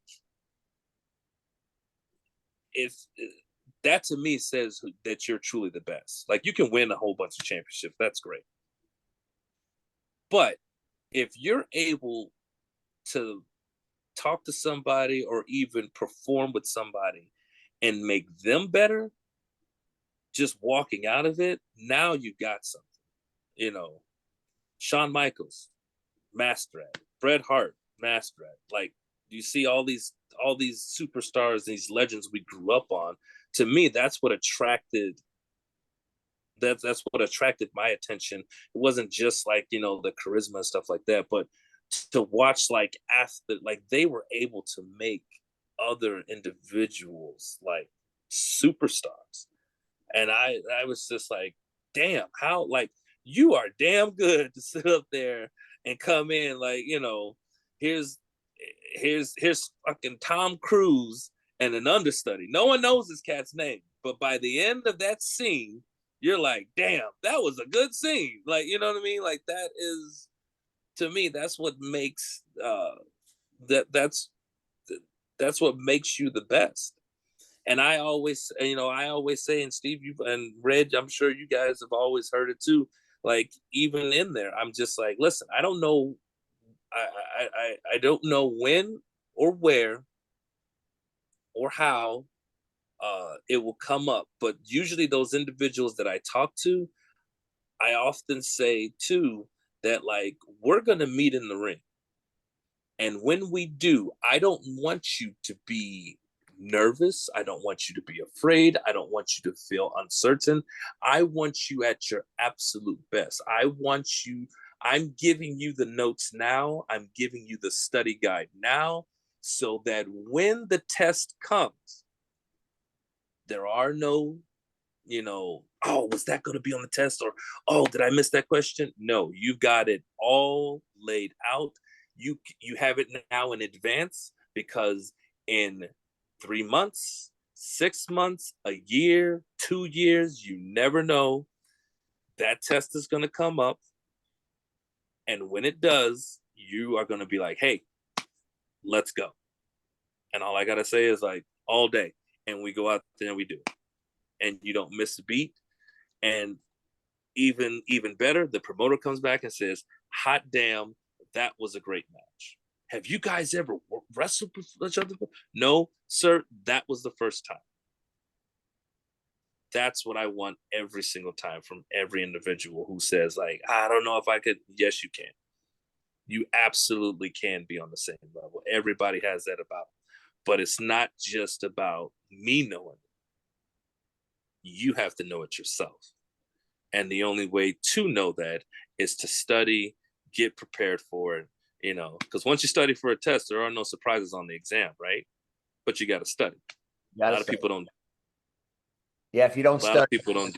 Your chances of passing a test without studying are not very good. Right. You can. Yeah. You had a match with Aaron Stone, and what you just said comes to mind in that match, because when that match was over, and that is one I'll never forget, he took off. Not that he wasn't already popular, but he took to a different level, and now he's sitting at the top of the food chain as the Rockett Pro Wrestling Heavyweight Champion. And it's one of those things that, your encounter, it was the first time, I believe, and it was one of those matches that it was a tit for tat scenario, and it just was amazing to watch. Oh yeah, Stone is one of those cats that has always like come up and he's asked advice, and he was like, how can I do this better? And he was another one. He probably won't appreciate me saying it, but I told him it's like, it's no biggie, man, because I was nervous too when I was in that position. But he was like, man, I'm kind of nervous to be, being across the ring for you. And I was like, why? He was like, because of like, when he's listing and like where I've been and what I've done. I said, you can do it too, man. But this is why, he was one I was like talking to and preparing, because I said the same thing. I don't know where, I don't know when, I don't know how, but when we're in the ring together, you're going to be tested. And I don't want you to flake. I don't want you to, be like, oh, the pressure got to you, because you already know. You already had the study guide. And if you were a good student of the game, like I like to think that I am, if you're a good student of the game, you'll go and you'll study so that you know what's going to be on the test, how to take the test, how to pass that bitch. And when you come out of it, you're going to be even better. And that match alone, I said, you're going to be made a star.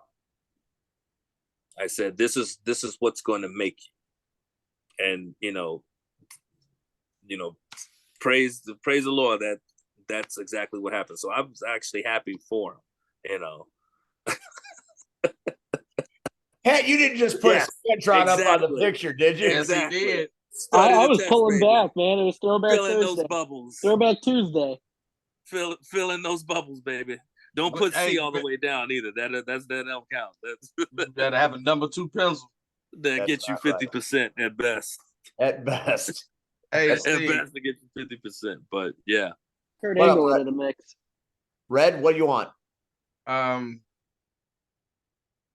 Like, I've given this man roses 14, 15, 16. How many damn times he's been on the show? Yes. Right? A lot of roses for Marshe. Our most popular guest, our most times being on this show. And we were talking about today. First of all, you need to stop lying to the man. Go on, just get the man a damn jacket. Like I said, Yes. monetary reasons. We're going to get him the jacket. We're going to get him the jacket. Let me just say this, and it goes along. So it's the roses, but it's also what we do in a sense. And let me just explain. Me and Marshe have been together for 20 years. I can't remember a time where what you call it, Steve, or what we call it, is the learning tree. And there are a lot of times, and I can't remember a time where we haven't sat under a tree and observed and listened. The first one I can recall is Battle of the Belts, AJ Styles and Chris Daniels. Yep. And Marshe had a small part at the end of that night. But we sat under them. And you got to understand, sitting in Windy City. Just saw that, did you? Yeah, I just did. You're a little sweaty in that one too, Uncle Red. Listening. I'm grandpa, get it right. We listen. And a lot, and I've been adamant about it. A lot of these young people, they just don't listen. Not only don't they ask questions, they just don't listen when you give them free advice. We listen. I remember Battle Belts, Shay. Who was it? It was Joe. It was the night Boz got did in. So it was Joe, Danny, Saban was there. Saban. Like there was a room full of superstars, and we were allowed in that room. Mm-hmm. And we just sat there and we listened. Yep. Like we didn't, we weren't those guys like, hey, how do you guys feel about wrestling? No, we just sat there and listened. Because that's where you soak up. And honestly, again, Marshe was that one guy that we all knew would make it.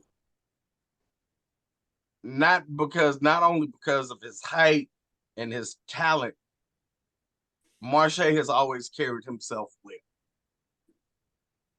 And we knew if anybody had the tools to get to a bigger stage, it would be Marshe.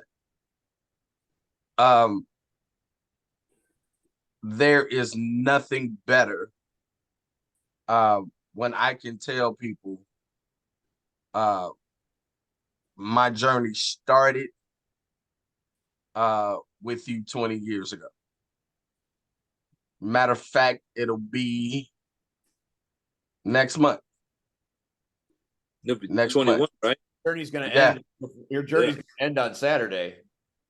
Would you shut up? This is where you go put your head in the ground, right?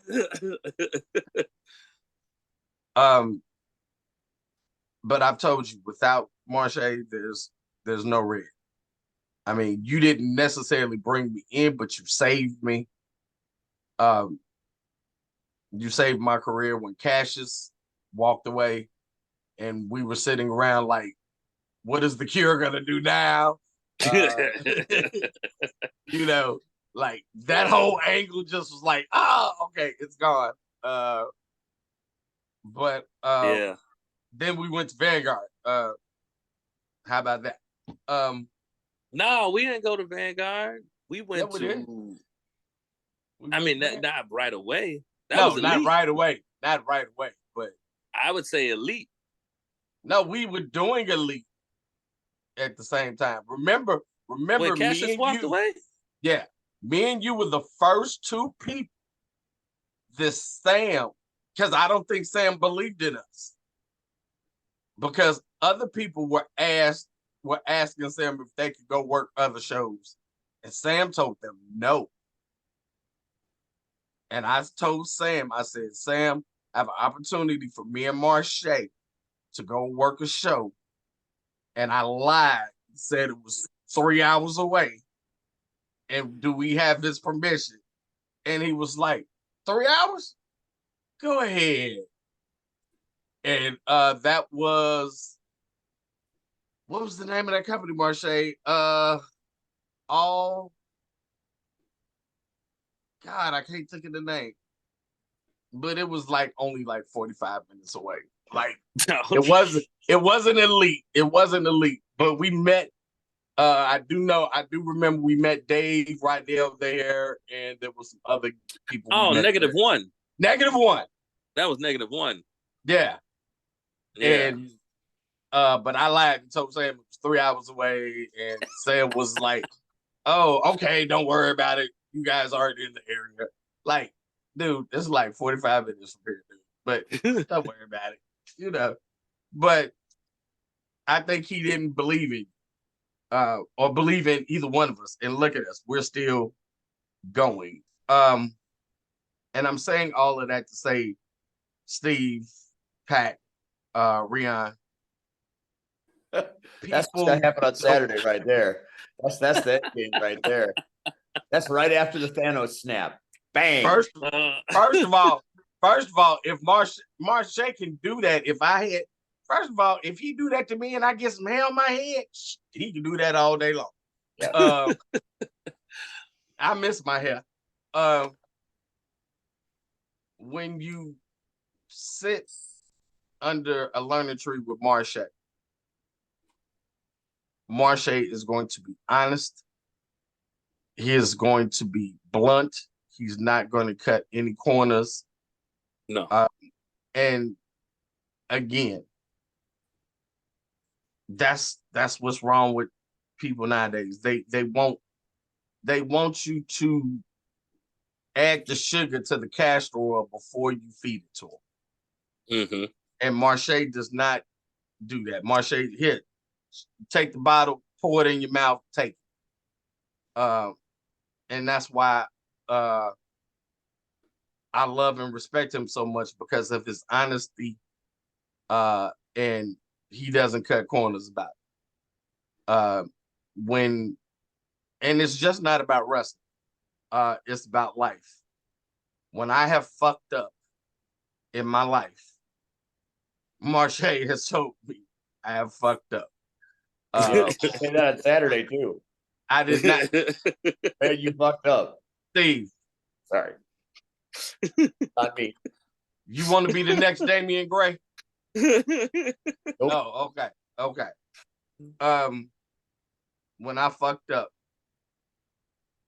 Marshe was one of the first people that told me I fucked up.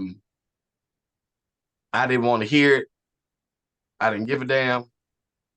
I believed I knew everything.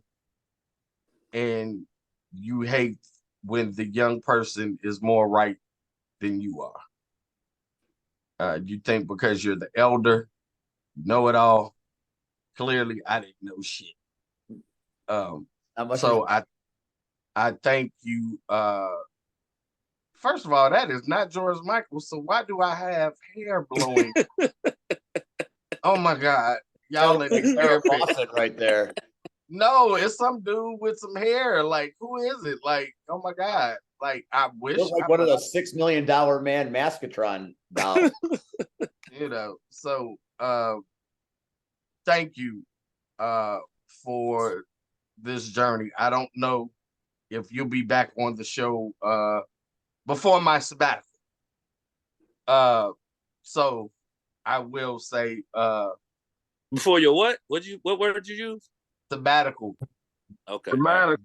And taking time away, leaving entirely. Okay. Right. Steve I is the one. I always told him that is the word you should use. Anybody who mentions retirement to me, I said you're using the wrong grammar. You're using the wrong word in my book, but you know. Well, I mean, look at, and it's funny. Do you know the girls were over here 2 weeks ago? Aisha, Ayana, Ariana, and they brought up you, and I brought up one of my last dates. And they said, is that gonna go how it did the last time? Still one of my favorite stories of all time. And very smart girls. Right. Like, dude, not only that, but they wanna so I talk it over with the promoter, but like they want to get back in the ring and I said I'm fine with it if the promoter is fine with it. But the blessing this time is not only do I get to share it with my daughters, I get to share it with my grandkids. And that's the biggest thing. But thank you, man. This has been a hell of a fucking ride, bro.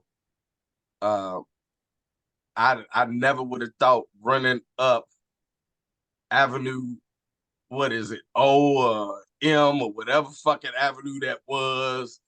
O Street. O Street. I remember the O because we was always making fun of it. It was like, God damn, oh shit. Like, who would ever thought, you turned it around, grabbing my ass, and we still looking back like, look at the other dude, Martin coming in, drinking a 6-pack and, like all that bullshit, to go from, again, Windy City, -1, lead, IWA, Chicago. I mean, those were highlights, dude. Like, think about the bullshit, even down to, us driving to Milwaukee and getting stiffed on the $150 pay we were supposed to get a piece, you know, like, you know, and me and you go chase the dude, and the dude, poof, he's gone, you know. The mask is on the ground. It's still like the actually the most disappointing thing was because I don't even think that match made even YouTube. No, Like, dude, dude, think about it. He knew if any of that footage had gotten shown, like he would have to post it, or somebody that knew him would have had to post it, and somebody would have tracked his ass down. Dude, that triple threat, because that was, you figure that was early Marshe Rockett with Isaiah's and Samurai Del Sol, bro. Triple threat. High X Division. Damn, bro, that shit was hot. That was hot. And none of us, because our names wasn't Jay Bradley or Ego. Damn. Like, we should have gotten smart, but we got smart after that. We got smart after that. And again, it was the lessons. And I personally would not have rather went through any of that with anybody else but you. You have taught me how to be a better man, how to be a better father. Like, dude, me seeing you with your kids, your sons, like, dude, does my heart so good to see how much you love and adore your boys. Like I do feel like the grandpa. Like, yeah, he saw where I fucked up, and he's doing the right thing. Like, dude, the way you love your wife, like, this shit is awesome. Like, y'all anniversary just passed, right? It was back in June, yeah. Like, but it was like 14 years now. Dude, it doesn't even seem that long. Like, it seems like y'all been together forever. You know, like, and remember, I was there at the beginning. You know, you know. Yeah, no. You know, when you were like, "Oh yeah, I'm dating this new girl." Like, new girl. Like, where the hell did she come from? Sprang up on the overnight, baby. Right. Next thing we know, yeah, we're getting married. What? No, y'all talk. I mean, that was the thing. Like, dude, talk about being under alert. Like, that's what I'm saying, man. Like, a lot of people, when they get into this game, everybody goes in it, like, you know, so hard. Like Rion, and it's funny because he mentioned this to me, and it's one of those things like it doesn't mash up until it, like, you hear from somebody else and it just clicks. So Rion's thing was, he had said, like, when you take pride and ego out of it, it's amazing what can be accomplished, what you can go through. And I think that without even me have learned that phrase unintentionally, that was what it was. Just entering in, like, not trying to be the kid who does know it all, but just like, man, because again, I started off like, what? I was 18. I was a fresh pup out of high school, you know, just fucking, and I'm joining a business that is of men. So I was like, I gotta learn to grow up quick if I'm gonna survive, because that's just room full of rippers. That's just that's the only way you're gonna make it. So you gotta take you gotta empty your cup, you know, so that you be able to fill it with all of the experience and the knowledge that other people are going to give you. Because at the end of the day, that's all that we can offer somebody. You know, when somebody says, hey, you got some advice? I said, I ain't got no advice for you. I got experience. And you got two options. Now, you can listen to what I went through and avoid it if all possible, or you can, dive into it and have the same amount, if not better experience because you listen. And a lot of cats don't catch that. And that's one of the things I think that a lot of them just like, careers fade fast, or, injuries occur more frequently than they want, or even just, personal life stuff, when it starts to hammer down on them, it's like, what the hell, you don't know how to handle it.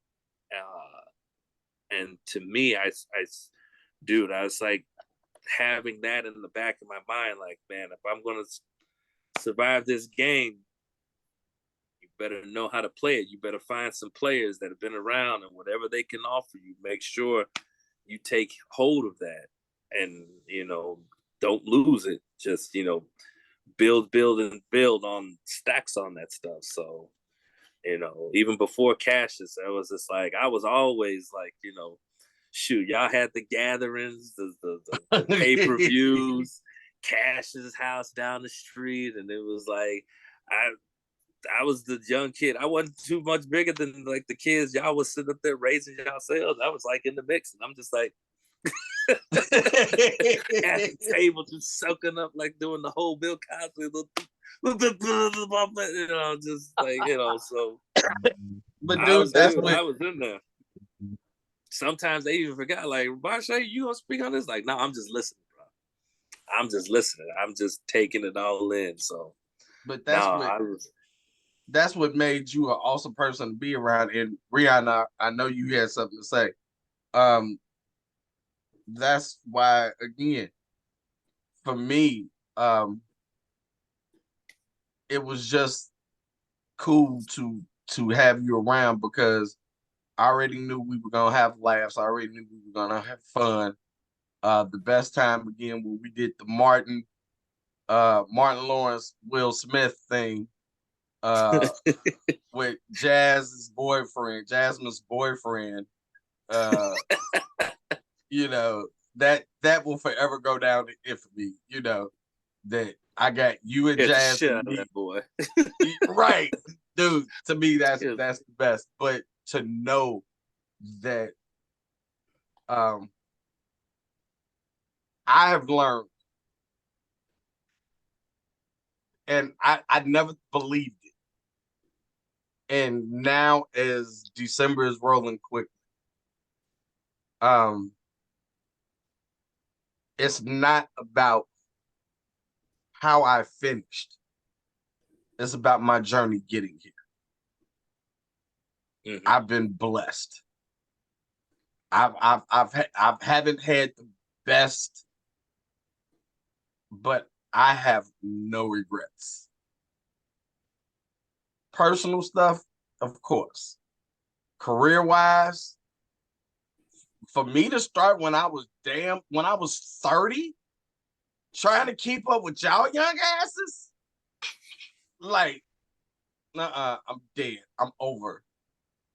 But the experiences, the car rides, the shows, the people trying to kill me in Wisconsin, and my flip-flops flying off, and stupid shit.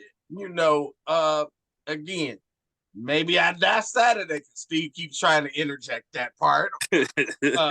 Inevitable, like death and taxes. It's been the journey, and I have no regrets.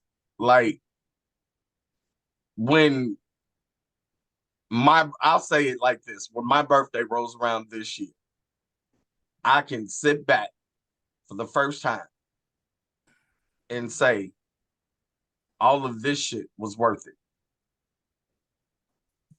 Now, is it gonna get some adjusting to? Like, yes, I'm still gonna certain places I'm obligated to work at. So I have to finish out those. But for the most, like, first of all, I'm never wrestling it. That shit's over with. But I have no regrets. I've got to wrestle my best friends. I've broken bones listening to people I call friends jumping off the fucking rope, and then other friends looking at your girlfriend and saying, You know he fucked up, right? You know he fucked up, right? You know, we've had other friends, you know, break legs, and then we go in hospitals, and now we're Magic Mike and company, and you know, oh yeah, they're the strippers, and he's the bodyguard. I'm the manager, and nurses are actually trying to get information. I want them for a bachelor party. Like, oh my God, really? Um, dude, like the shit is phenomenal. And I've thought about writing a book. I don't know yet. I gotta see how much time I'm gonna have on my hands.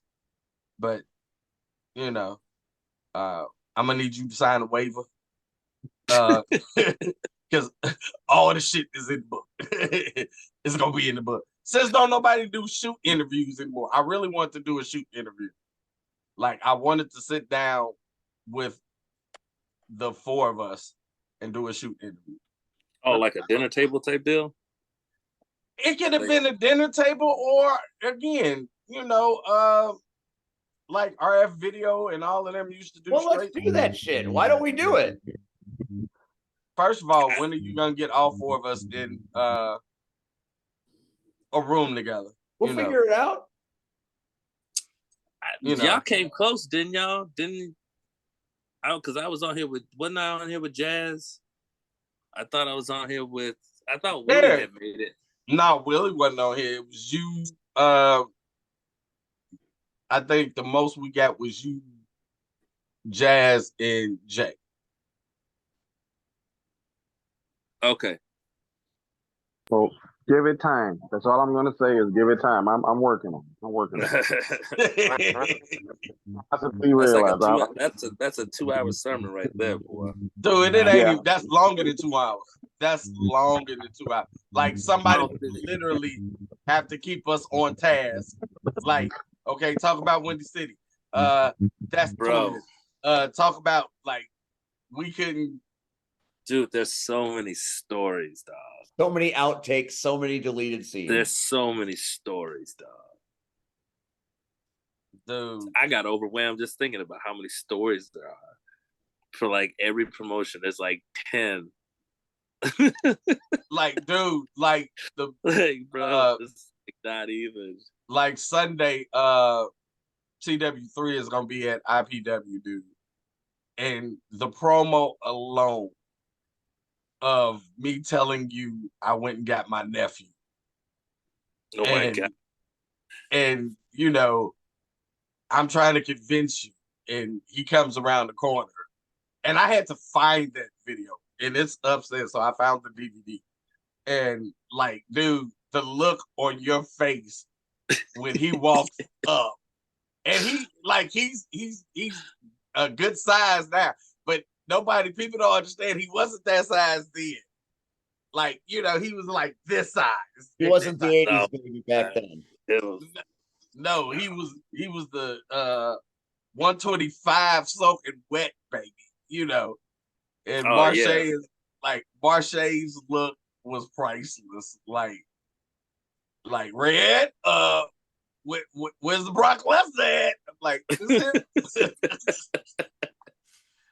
I mean, so again, man, just thank you for everything, man. Thank you to you, your mom and dad for always being so cool to me.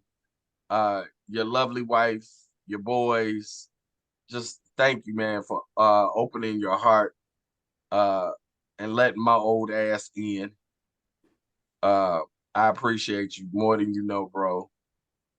From the first time of you coming to get me, to us cut some Martin out, to the last time I took M80 in Mitch Blake, like, oh fucking shit, you killed him, you know. And it was like, I did my job. We're about to run that back on Saturday.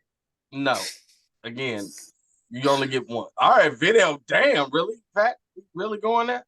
You just noticed that now? He's been up there for now. Because I'm not paying Rob. I know Rob. I'm not paying Rob anyway. So thank you, man. You are a beautiful person inside and out. never change who you are. Whatever that pinnacle is for you, and only you know what that is, you will hit that, bro. I believe in you. I've always been your number one fan. So shit, fuck that. I'll scream Marshe all day to everybody.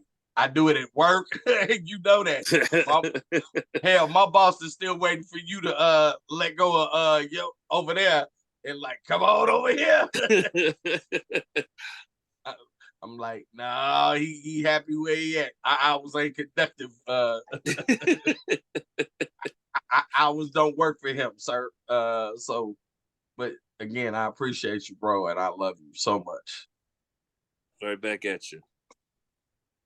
Marshe, we appreciate you every time coming on this show, and that's why we love having you back as the stories.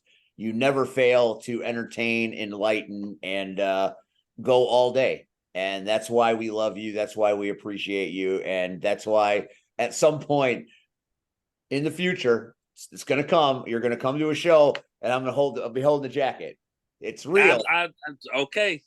Keep It's holding real. you to that, Steve. I'm gonna get it. I'm gonna get it. Just, you know. I'll remind them. Don't worry about it. I'll remind them. Okay. Remind me. Yes. Thank Matter you. of fact, Thank Steve, remember, never mind. I'll show you Saturday, but I got something in the works. So Okay, cool. Well, we'll look that forward to that on Saturday before you die. And I was talking about the end of his journey. Well, come to Maryville, Indiana this Saturday for C-Red's Journey's End, the final regret, because he crossed this man and it's about to go down. And the M80 to end all M80s is going to happen at Aftermath. Hell yeah, it is. That's the Saturday night, Maryville. But if he M80s me, he doesn't get anything. He's going to M80 you on his way to get satisfaction. Yeah. Yeah, but you don't get the title shot. Well, you know, You hey, get the title shot and M80 you. Both can be done. He can't get both. He can't get both. You ain't got to put a glass ceiling on it. I've done multiple. I've accomplished multiple things at the same time. I trust me, it's possible. Multitasks. It's a multitask. It's possible. Marshe and Cody versus Miles and Chris Miller should be a hell of a show. Also, the Plague taking on the Bro Bros. Shaq Jordan and D'Angelo Steele versus No Coast. Dazzling Donnie versus Pierce. Joseph Von Jaeger versus Muggsy James. Turtle versus Jared Estrada. And Eric Schultz versus Jay Thunder. That is CTW Aftermath this Saturday. Then Sunday, IPW returns. And if C-Red lives to see Sunday, which there's no guarantees, he's in the main event of IPW for the heavyweight title. Or no, that's not what it's called. What is it called? It is the league championship, League sir. Championship. That's right. So the league championship, C-Red versus Damian Gray. In his Who will get bitch slapped one more time. If he lives Saturday, no guarantees. He'll be there Sunday. There's always a price. All other matches happening that day. Quinn Whittick versus J.R. Lindsay. He did. Yeah, he did. Jay Thunder versus Shaq Jordan versus TW3 in a triple threat match. EJ Swanson versus Kid Lat. D'Angelo Steele issued an open challenge. So, Marshe, if you're not busy on Sunday, why not come out to IPW and whip D'Angelo Steele's ass? Because he needs it. You know, hey, you never know. Hey, you busy Sunday? You busy Sunday? No, because if the job don't get done on Saturday, gonna come and do it. There's still more hours in the day. Don't worry about it. He's gonna find his way to Richmond. And don't even worry about it, baby.